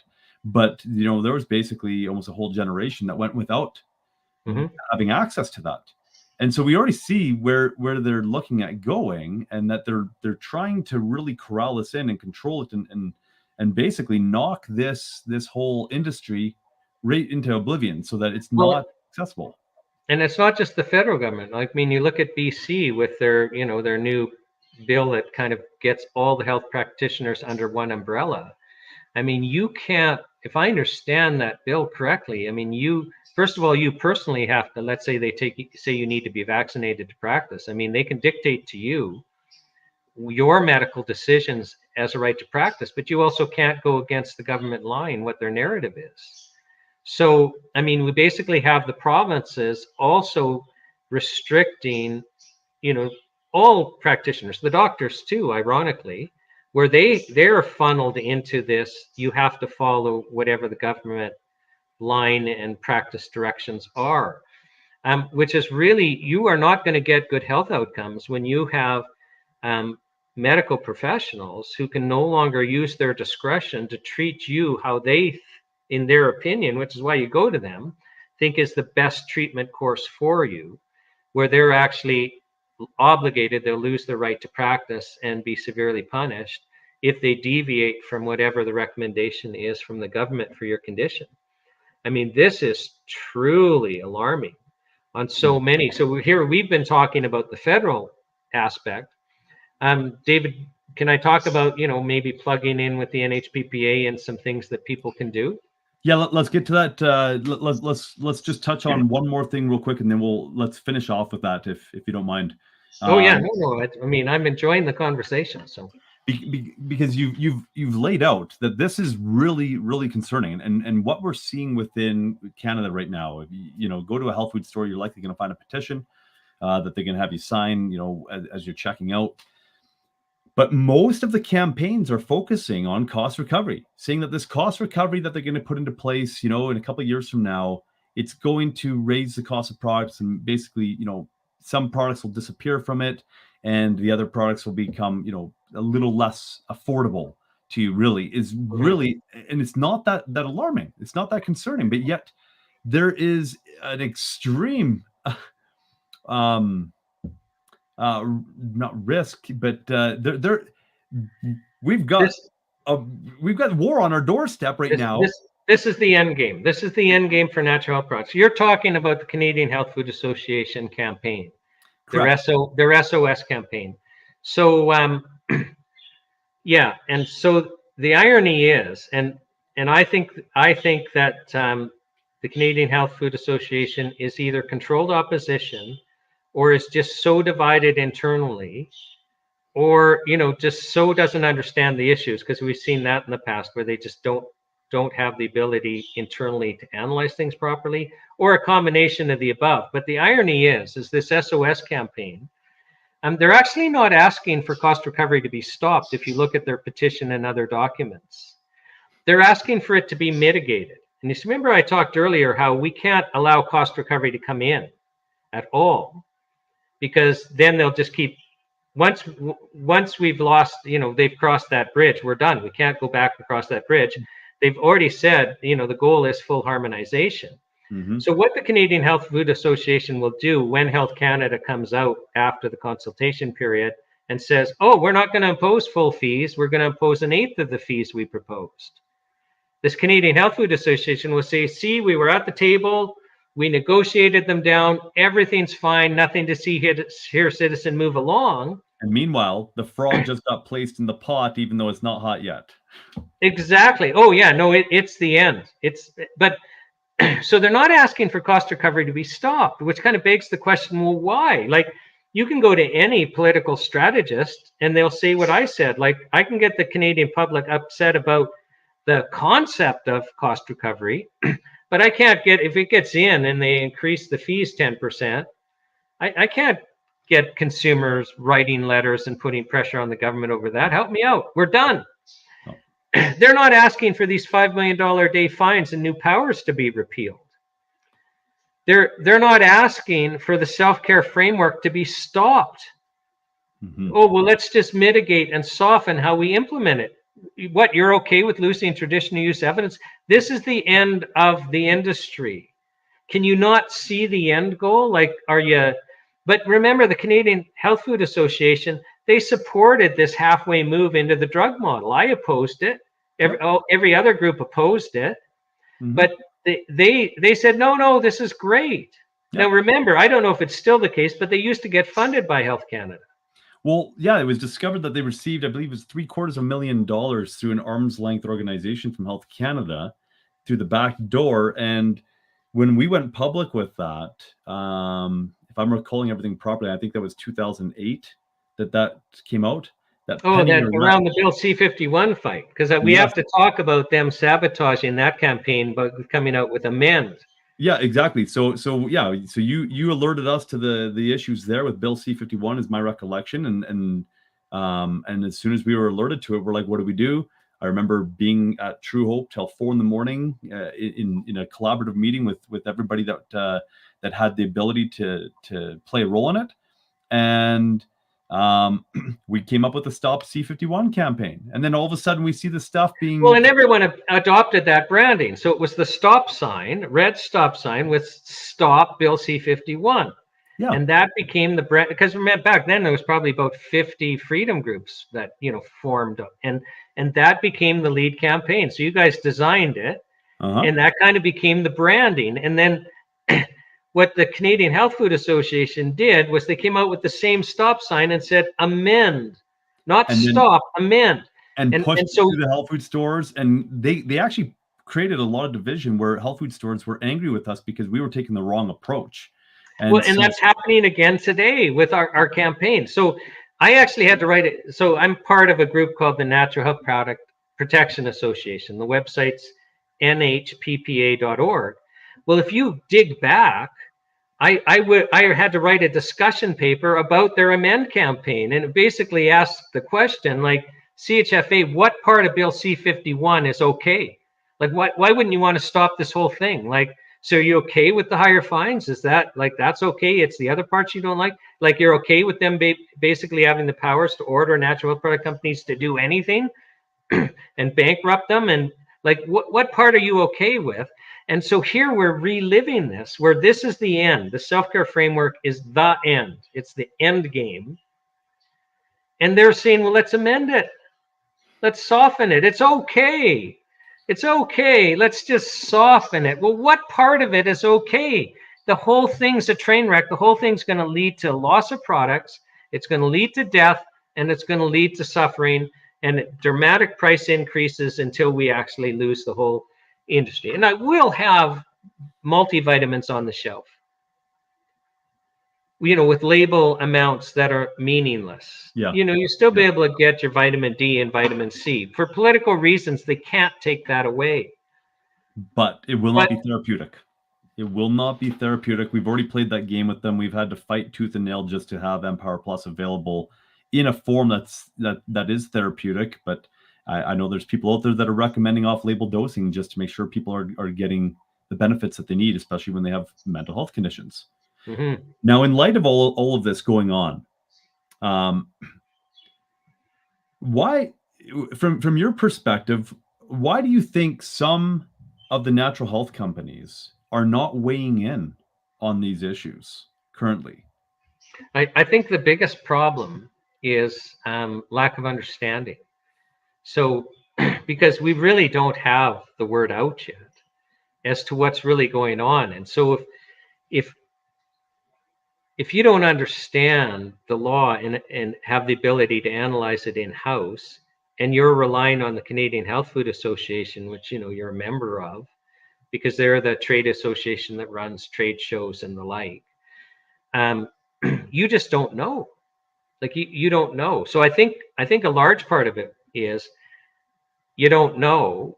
And then, they're running this campaign, meaning the Canadian Health Food Association, where if they were 100% successful on their campaign, we still lose all our products. Like I call that a Trojan horse campaign. It's like, so you're diverting resources. Like people might send in one of their postcards or, sign their petition. And then they're not going to do our postcards and our petition. And we're actually saying you need to be more involved in that. No, Mm-hmm. I've already done my thing. Well, you've supported a campaign where we still lose all our products. Like, so you see the danger there, right? Mm-hmm. So I just find it ironic. Like, I mean, they're not actually asking to stop a single thing. Let's just mitigate. And some areas they're not touching at all, like the, traditional use evidence, loss of, or these $5 million day fines and new penalties. They're not going after that at all. Like, and what part of that is good for the industry? So, I mean, we'll just speculate for the reasons why, but it's frightening to me that I've been in this for 30 years and they've been on the wrong side of every issue every time, like 100% every time. Like they're our biggest hurdle in trying to protect the Canadian public and the industry that the CHFA represents. Yep. Like we actually have to work around them to undo the damage that they do to protect their members. It's truly ironic, David, that when their members don't support us financially. So here, we're often working for free and busting our butts to protect people that are not, but it's the Canadian public that we're really concerned with. But I just find it ironic that that we have to work around the trade association that long ago used to do its job, but doesn't anymore. So in relation to that, I think there's also another aspect to this, in that the natural health community has largely been hijacked over the last decade. So when I was, first starting to really do a lot of traveling, about a year into it is when the concerns started to rise. I'd go to these health food stores, I'd consult with the owners and whatnot, get our products in there. And there was this trend that was beginning. And what it was is that a lot of the companies were beginning to sell out to big pharma or big chemical. Or just big groups. I think Nature Sunshine was bought by the Patterson Group in BC, for example, one that comes to mind. So, right. I mean, that's not a pharma company or a chemical company, but it's a big, commercial conglomerate that isn't going to be minded to, just wait a second, is this government action good for people's health or not? It won't even be on their radar. So, the industry's changed, David. When I got into this, so first of all, acting for Jim Strauss, and then, Truehope's another example, where I bet you for the first 10 to 12 years, and for most of my career, on average, half of my law practice has been dealing with natural health product companies running interference with Health Canada. I bet you for the first 12 years, almost 100% of my clients either solved a serious health condition that they had personally, or solved a serious health condition for a close family member when all the approved chemical drugs didn't work. And that was so transformative that they got into the business of manufacturing to help other Canadians because it was so transformative. And then when Health Canada comes along and is trying to shut them down, they're emotionally in a wreck. No, I'm trying to help people, and they are helping people, and they understand the health risk is, Health Canada being successful in stopping them. But that's no longer the case. That's not the makeup. That used to be the majority of the manufacturers, and they would be passionate about natural health. And now we have a whole, some of the large players are owned by pharmaceutical companies. Right. And I'm actually watching the sellout of stores as well, where a lot of the stores are selling out to big conglomerates, and they became very corporate, and the mission and the passion that they once had for natural health, and any semblance of standing for something dissipates. It becomes cents and dollars. And so there's definitely a shift that's taking place that has largely compromised, I believe, the integrity of the natural health community, that is laying kind of the groundwork for really the dissemination of the natural health community. And the reason being is, with some of these companies that have bought up not smaller natural health companies, if the natural health companies go to business, their other businesses are going to thrive more, right? The pharmaceutical arm is going to thrive more. So it's not like the whole suffers. It's just one finger is kind of cut off at while everything else benefits and flourishes. So there's a real issue there. They also is, now that we've moved halfway into the chemical model, people, those regulations first came in 2004. Now it took us at least a decade to become largely compliant. So, I think it's important for your viewers to understand, it's only very recently that, products were compliant. So when the government's saying we need regulations at all, let alone stricter regulations, what are you talking about? Are they dangerous in the United States? No. and they weren't dangerous here before. Like I arguably they're more dangerous now, and it's the nature of paradox. So, but the whole we've got a whole generation of now manufacturers and distributors and stores that the norm has become this drug model. We're actually like it's news to them that well, wait a second, this is like yesterday this happened. Like, yeah, you just started in the industry yesterday, but it used to be like way better. We had way better products. We had innovation, like the Strauss Heart Drops and the Empower Plus. There's no way you could come out with those today. You'd be knocked off the market, too quickly now, and the stores wouldn't carry you. Yep. Whereas before they would. So we've, how many innovative life-saving products have we not had because of these new regulations? When I mean, I could just list you product after product after product before that came in innovative. That's really, really had huge impacts, positive impacts. So, yeah, so the culture's changed that way too, is now we've got like a generation, we've got 2.5 generations in the industry. Well, the youngest generation, all they know is the chemical drug model. Like to them, that's normal. So we even have that hurdle. Like I can't publicly say deregulate. I have to say, well, let's harmonize with the United States and go back to the way we were. Because it's almost like anti-vax is, deregulate. Like no politician can go there. Right. We've been almost 20 years into it. 20 years in 6 months from now. Yep. That's it's hard to believe it's been that long. Yeah. But like I say, for the first 10 years, we were largely, non-compliant because Health Canada couldn't comply, let alone the industry. There was no enforcement. There was no enforcement action, and the enforcement action, the point of our having everything censored on our website is to illustrate, like with us bringing that up, that the enforcement action has actually been increasing over the last year from what we've seen. In fact, I'll share something real quickly here as well that showed up locally, right? This just happened this past March. Health Canada comes in and seizes these health products from a store basically in our backyard, which I wasn't aware of Health Canada actually engaging in those enforcement actions until fairly recent. And maybe it has been happening, but not that I'm aware of. So yeah, Health Canada comes in, they seize 17 products.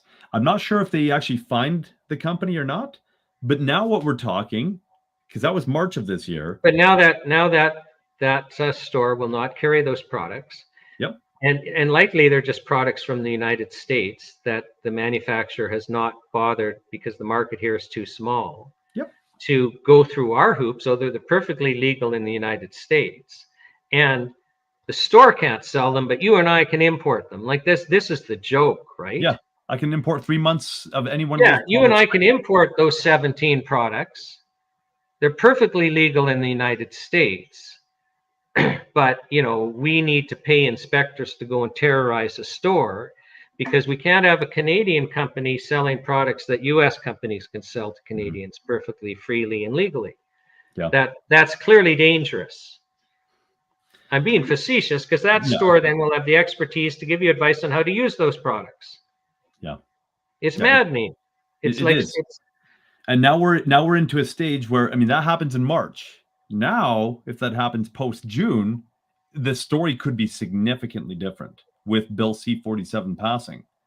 That it's not just a matter of just seizure. That store could be put right out of business overnight. Right? Oh yeah, well, and that just means they will have total compliance. Yep. Like it's funny, like I don't even want to take on new clients now because before, like let me just use naturopathic doctors in this example. For whatever reason, Health Canada has convinced several naturopathic colleges and provinces to basically be their censorship arm. Mm-hmm. So Health Canada sends these censorship guidelines out, and I would be, so part of my practice has been running interference because naturopathic doctors, they advertise quite a bit. And if they don't advertise saying, hey, we've got this treatment for this, all truthful, But beyond the label claim, so Health Canada, oh, you can't do that. I mean, I could easily run interference for them. Where Health Canada, let's say they're telling you to shut down your website and you hired me. I mean, I could run interference for them, and the level, the quality of inspector has gone so far down that it's crazy. Like, I mean, I will have, them saying, well, you need to take this medical device off the market, because we'll look at, there's a somewhat similar device by some other manufacturer and they're making health claims, so this must be a medical device. Like, what? Like, what are you even talking about? Like, it's just stuff you would never see before. And like, you can't, no prosecutor would ever lay a charge because it's just bonehead stupid. Mm-hmm. And very easy to run interference. Like, literally, on average about 3 or 4 letters before they stop even writing again, because you just make them look silly in your long letters, like saying, oh, just wait, you're saying this. Well, what, but the law is this and this and this, and but now I don't even want to take on a client, because when we were facing, let's say I get it wrong or Health Canada gets mad and charges them, well, $5,000 fine. But like $5 million a day, now they're going to be destroyed. Like, I have to say the risk is too high. Like, I don't want to take new clients because you want to be meaningful and make a difference. Right. And now you're gambling with so much more on the line. Well, we're in the tyranny zone. Yep. So, so it's absolutely craziness. Now that brings me to my last point before we get into the plan of action and what you're doing and how you're directing people to have meaningful action. When we're looking at different stakeholders in the natural health community being silent, right, and what the potential motivating factors are, companies selling out, that type of thing, that they just don't have a vested interest, they don't actually stand for natural health per se, they're just it's a lucrative business for the time being, maybe, or it's a sidearm project, whatever it is. What about when we're talking about Bell C-47, we're talking about higher risk. Are people remaining silent, you think, due to concerns around Health Canada being alerted to what they're doing and wanting to stay off the radar? Do you think that's a potential element as well? Definitely. I don't know. I actually think the majority of the companies don't have any idea that the fine structures just changed and that Health Canada now has all these new powers over them. I think a lot of companies just have no idea because they haven't been educated about it. But I think part of it could be what you're suggesting. So, I know it's funny. There were some companies that were just so anti-Health Canada and so understood the long-term trajectory that no longer support us because they've switched over to the dark side where no, we can survive this and we just need to work with Health Canada and be cooperative. And the culture so changed. It's sometimes I think I'm in an alternate reality with the position some of the companies are now taking that used to be really understanding. And the irony is this is now the end game. Right. This is what they had feared for years and years and years, and now they're not in the fight. Yep. It's quite spectacular, actually. I guess the last statement I'd have in relation to that to the viewers is, ultimately your biggest vote is with your wallet, where you're spending your money. And when we're going through battles like this, not only taking the plan of action that Shawn's going to lay out, be mindful of who you're supporting in all of it. Be mindful of who owns the companies that you're purchasing from, that you're purchasing their products and that type of thing, because we are in treacherous territory right now. And it does appear that there's a major divide in the natural health industry. And that divide, unfortunately, if not reconciled, or it seems like the smaller voices at this point in time are the ones that are ringing truthful and actually getting the information out there, but the vast majority seem to be fairly silent on it.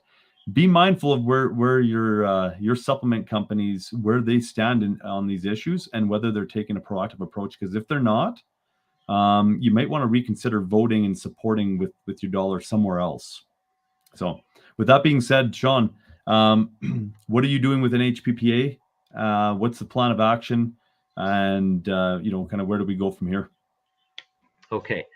So just so your viewers, I'll say the website again, the name and the website, so they can write it down, and hopefully you'll put it on well, you've got it underneath there anyway. So that's the website, nhppa.org. I will tell you that we are a federally incorporated nonprofit. We incorporated in 2008. And it's curious. So when Health Canada is moving, like Bill C-51 and stuff like that, we get funded. And then when nothing's happening, we get zero funding at all and go into hibernation, where we put out a discussion paper a year and maybe do a couple of interviews. But literally, as much hibernation as we can. Well, we're just resurrecting ourselves. So we've got some funding now, but not enough. And we need, I will ask people, please donate, like please, please, please, but commit to donate monthly, because we need to hire a bunch more staff. I'll share with you some of the campaigns we have planned. But this is actually a golden opportunity. Like, we actually should be truly thankful that Health Canada is trying to take our natural health products away. And somebody would go, what is he talking about? And why is he smiling? Why is he actually happy about this? Obviously, I want to protect our access to natural health products. And I believe we can. We're going to win this one. But what's different this time? And let me just back up and say the two largest consumer rebellions in my lifetime have been over natural health products. So 97, 98. And 2008 over Bill C-51, which actually were these $5 million fines and these new powers and penalties they just snuck in again.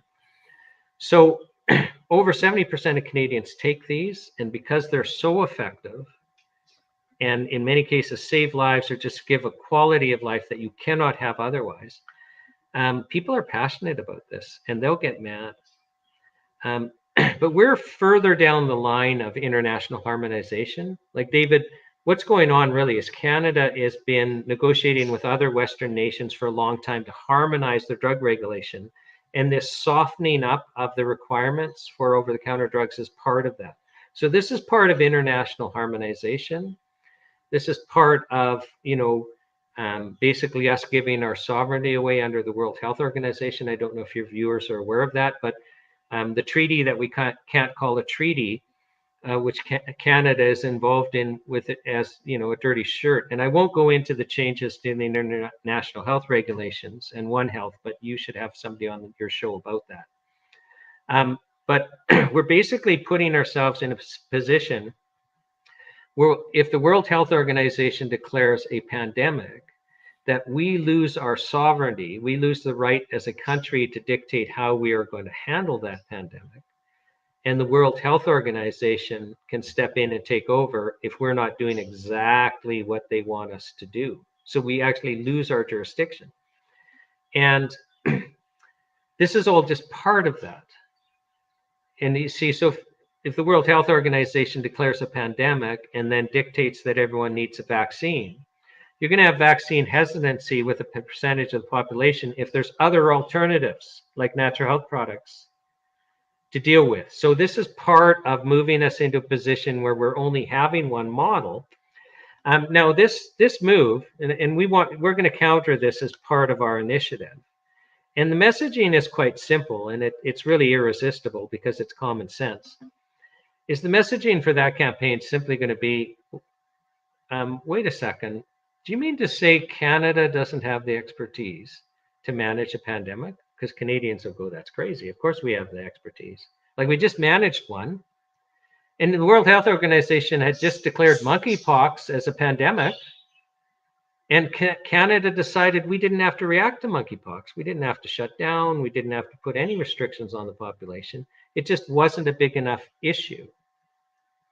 So do you mean to say that the World Health Organization should have stepped in with monkeypox and dictated to us that we need to shut down, that we need to do this, that we need to do that? No, we actually have the expertise in Canada to make those decisions. And that doesn't mean we can't follow what the World Health Organization recommends.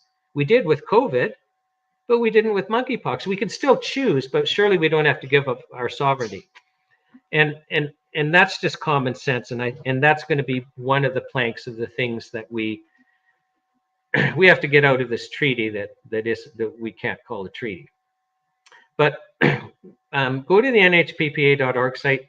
Just bear in mind that within the next month, it's going to be completely different, because part of what we're doing, we have to just redo our site and make this easy.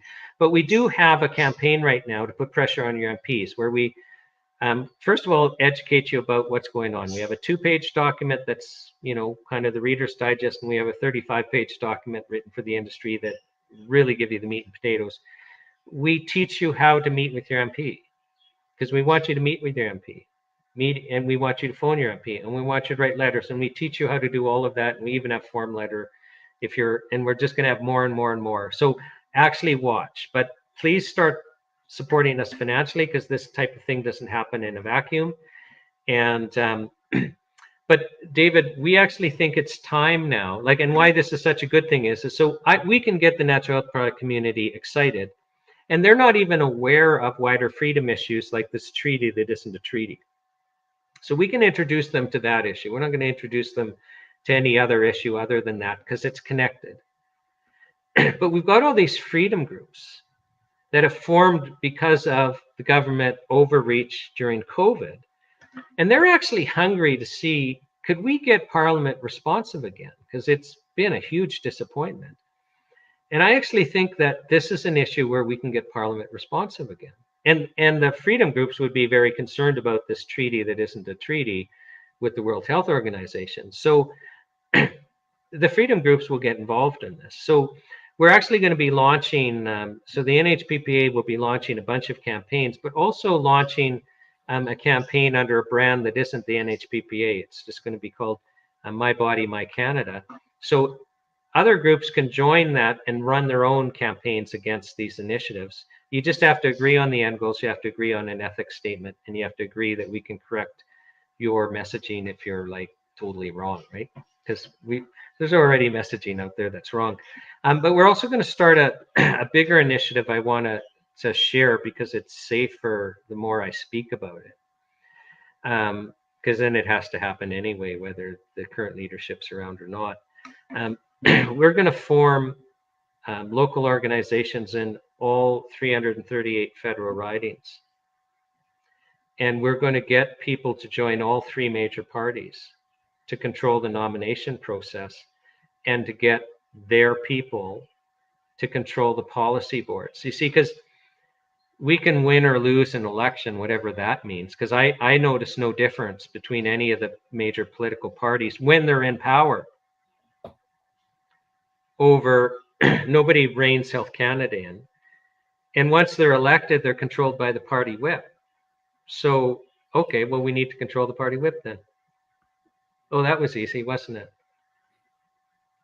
So we need to the citizen needs to get the political parties working for the citizen. And federally and provincially. So in those provinces that aren't already organizing provincially, and some are, well, we need to step in provincially and municipally and school board level. You don't like tranny story hour in your kindergarten class?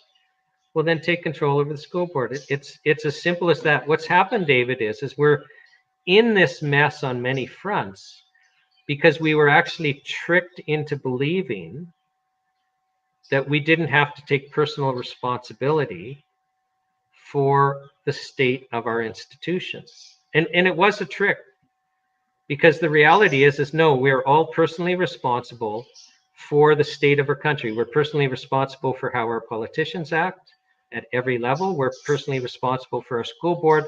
We're personally responsible for our school curriculum, and we can go on and on and on. But we were tricked into believing we weren't personally responsible. And if we didn't feel like being involved because it's inconvenient, well, we just have to put up with a policy or two or a tax or something we didn't like. But, that's the cost of doing business. Mm-hmm. But that was the lie, David. Actually, we are personally responsible. We're going to be held to account for what we didn't do and what we do going forward. And now that we're learning, just wait a second, if we're not personally responsible, this is where we end up, and it's getting worse. And fortunately, people see it's bad, and they're wanting to take personal responsibility again. And so we just have to equip them to do that. And so we're going to do that. But can you see the resources that are going to be necessary for that project? We're not even trying to set up. We're going to set up a whole organization to counter the media, but that's got to be down the road because we don't have the resources and we have to focus on some other things first. But the mainstream media has become a weapon against us, where they're no longer objective and fairly report on two sides. But nobody's gone after them to peacefully hold them to account. Yep.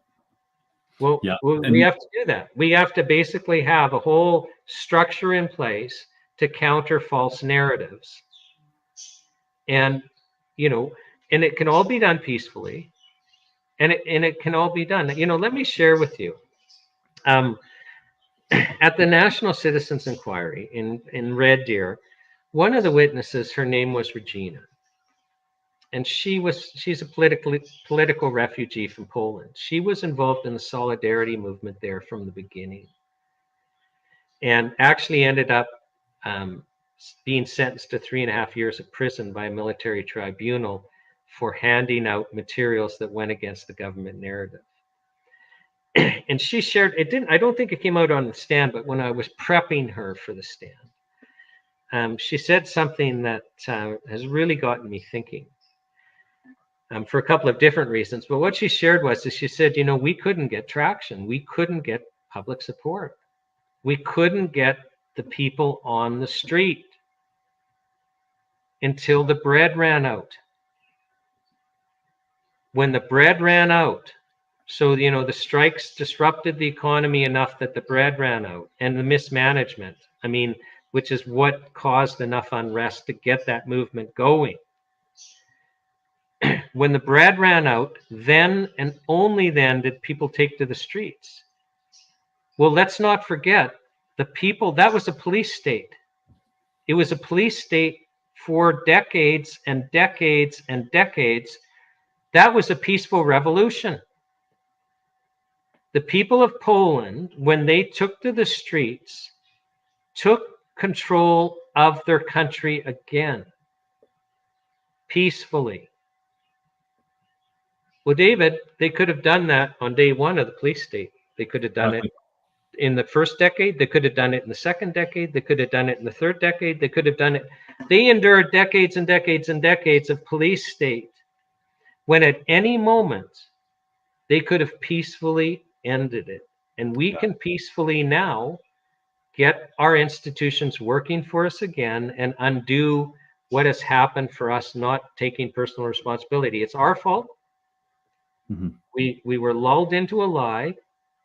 We see that isn't working, and we can take it back. And the beauty is Health Canada moving to take away our natural health products is going to wake a whole bunch of people up to be taking personal responsibility again. Exactly. So that's why I'm excited. Is this has gone on far enough. As fatigued as some of the people in the freedom movement are, you're really just getting your second wind. God is moving in such amazing ways that we're going to be able to do this, and and so this is actually the time for your audience to understand we are in an information war. We were surprised, and whenever you're surprised, like you pick any war in history, when the one side is surprised, they're mowed over for years. Literally, it takes a couple of years for you to consolidate. Korean War, they literally, their backs were to the ocean. It was that dire. Churchill gets elected. Everyone's expecting him to surrender because it was dire. You couldn't win. And then you consolidate and you start pushing back, and you understand that you're going to win. And that's where we are. We're consolidating and starting. We're going to be pushing back very quickly.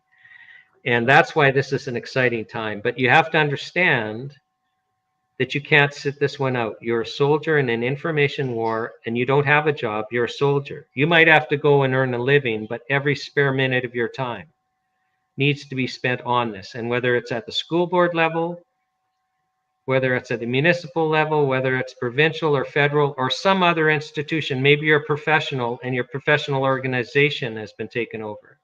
And then whatever it is, whatever area God calls you to focus on, that is your full-time job as a soldier. You can no longer sit still because you are now being called. Yeah, we need to rise up. You know, what I'm getting from what you're saying there, especially in relation to the Polish example, is, you know, it's our nature as humans to be reactive rather than proactive. And unfortunately, they were reactive to a crisis when they could have been proactive, like you're saying, and from day one they could have exited the police state. And what a blessing that would have been. And yet they didn't do it until it got bad enough that they had no choice but to react. So, you know, the encouragement is get proactive, even though you're not experiencing the pain of it right now. Be proactive so that you can ensure that your children don't have to go through that pain, that you can avoid the pain that will come inevitably if nothing's done about it.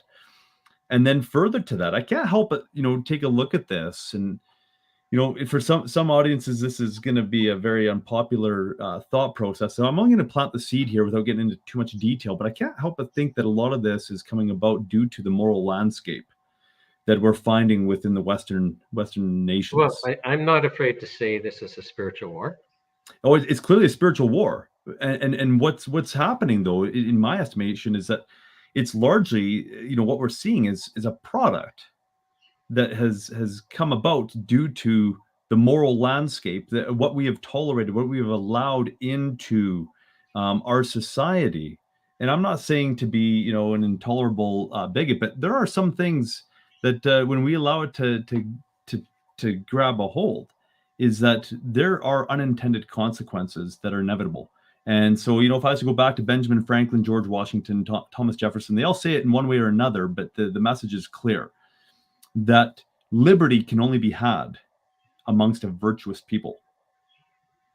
And as soon as we deviate from virtue, as soon as we lose our core values, inevitably captivity will come about. Inevitably, tyranny will find its way in. And so, you know, not only to be proactive people, but to make sure that our lives are of such that that they're acceptable, that we're living uprightly, that we're decent to our neighbors, that we are filled with integrity.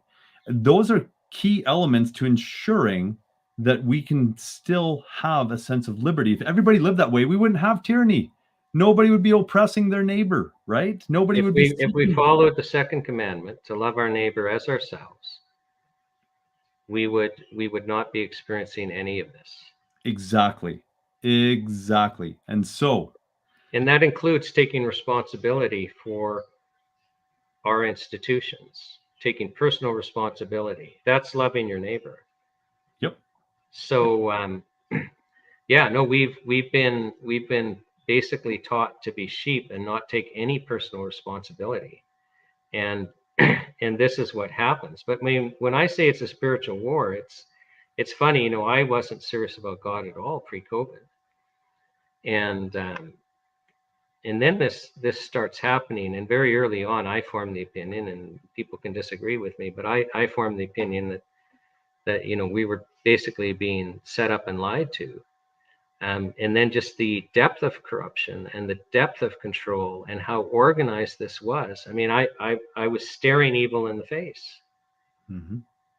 I mean, I'm in Alberta, and how many children today are we jabbing with a product that we know is going to kill and harm and sterilize? Yeah. And there's no positive health justification. I actually call it murder. I say we're murdering. How many children did we murder in Alberta today? Yeah. And that's evil. Like, yes.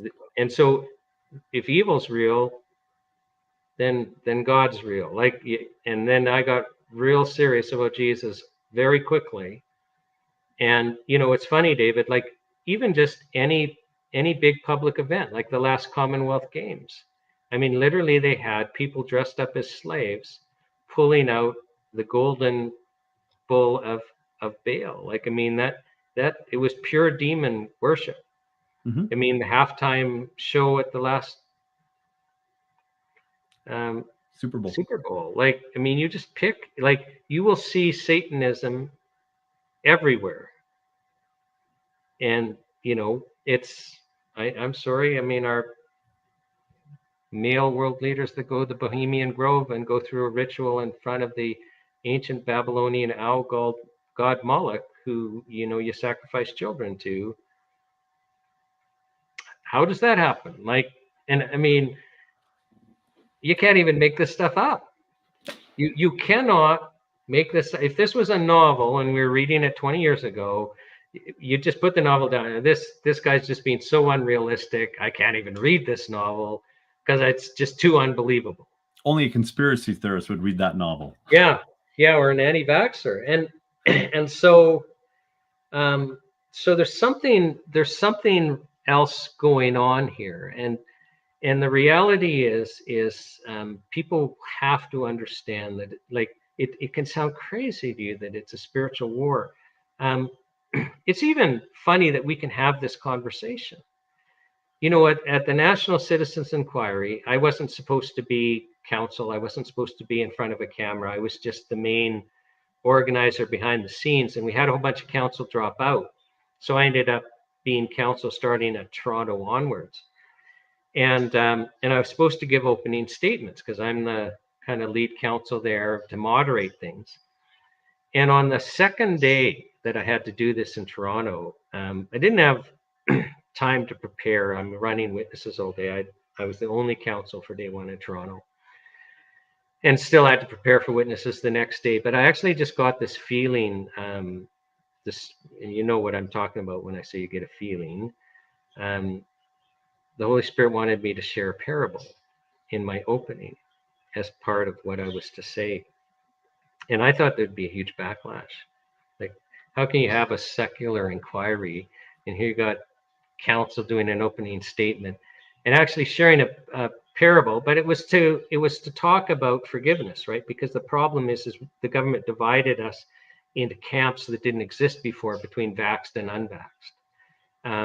When really we had the exact same experience. Like, so really the camps were those who buy the government narrative and those who are skeptical of it. But we have to forgive ourselves. But thereafter, I mean, I just let the Holy Spirit give the openings. And we saw actually that it was positive. Like, people would tune in just for the openings and then tune out. And how does that happen in Canada, where we've been taught to hate God and we've been taught that God doesn't exist?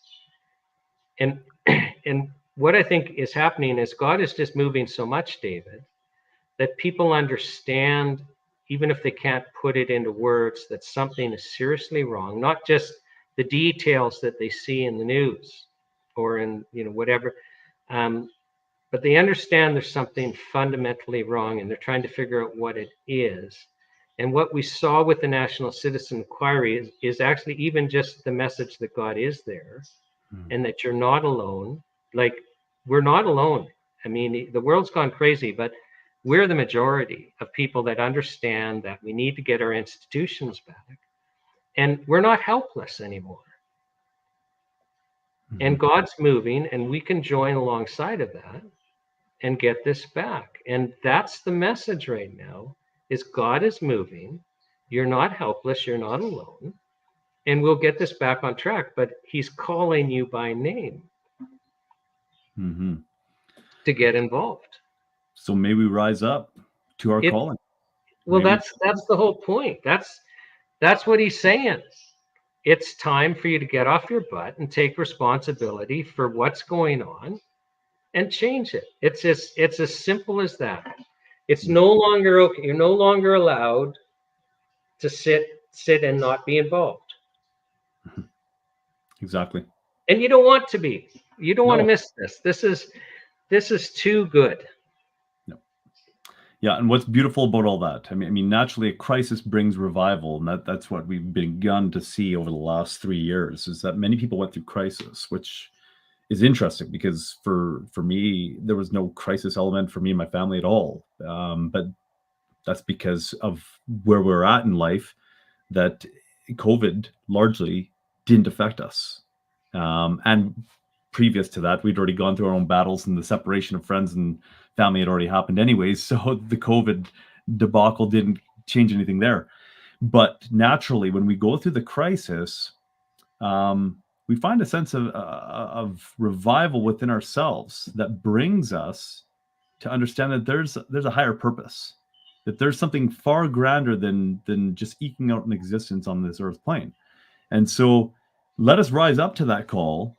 And regardless of the outcome, the beautiful thing that I've come to recognize is that when we rise up to our calling, is that we become somebody different, that we come to enjoy a lot more, that we become refined. And that's really that refinement, and that part of the journey is actually the most rewarding. The blessing is that now those you come in contact with, that you may have a greater capacity to bless them as well. And maybe, we'll be able to get this turned around. If we don't, though, by rising up to our calling, we ourselves still are the benefactors of standing and having those character building experiences that we wouldn't have had otherwise. So regardless of what you think the outcome may be, we have a duty to take that stand, and we are the ones that receive the benefit for doing so. So wherever, the audience here is sitting, just rise up, take a stand, and enjoy who you become as you start to speak out with courage and find who you truly were meant to be. I think that's there's a lot more complexities to it that you're going to go through during the process, but it is a beautiful experience, and become who you need to be for your children and your grandchildren, that they can look up and say, give honor to this individual for what they did while they lived on this earth. So I encourage everybody to go to nhppa.org. See the plan of action there that Shawn has laid out with his team. Support him financially. Become a part of that. Get involved with your MPs, and let's see what difference we can make here and now. And we will just continue to get the word out there and make sure that, if this particular plan doesn't work, that plan B comes into place, or plan C, and we just continue on, and not to throw in the towel prematurely, because this is a very, very crucial aspect of what we're going through today. And it makes me think of the famous words of Patrick Henry: give me liberty or give me death. And the reason why I say that is nobody wants to live in where this will go if we do nothing. So let's take a stand for liberty today. And that begins here, and then take it outward. All right. Thank you for coming on again, Shawn. Really appreciate it. Thanks for having me, David. Always a pleasure. Yeah, I'm glad that, we kind of digressed at the end there to something that we had never planned on talking about. And I'm glad that we did, because it's actually touching on the most important elements of all of this. And so I just hope that our audience gets the message, and that if they haven't yet had those experiences they're starting to, come in under God, that they begin to do so, because that's when life becomes the most rewarding, regardless of the storms that rage around us. All right. Well, until next time, we'll have you on again sometime, Shawn. Thank you again. It was a real honor. when we launch some of these initiatives. So and also, I forgot to say, when you go to the NHPPA site, there's a subscribe tab.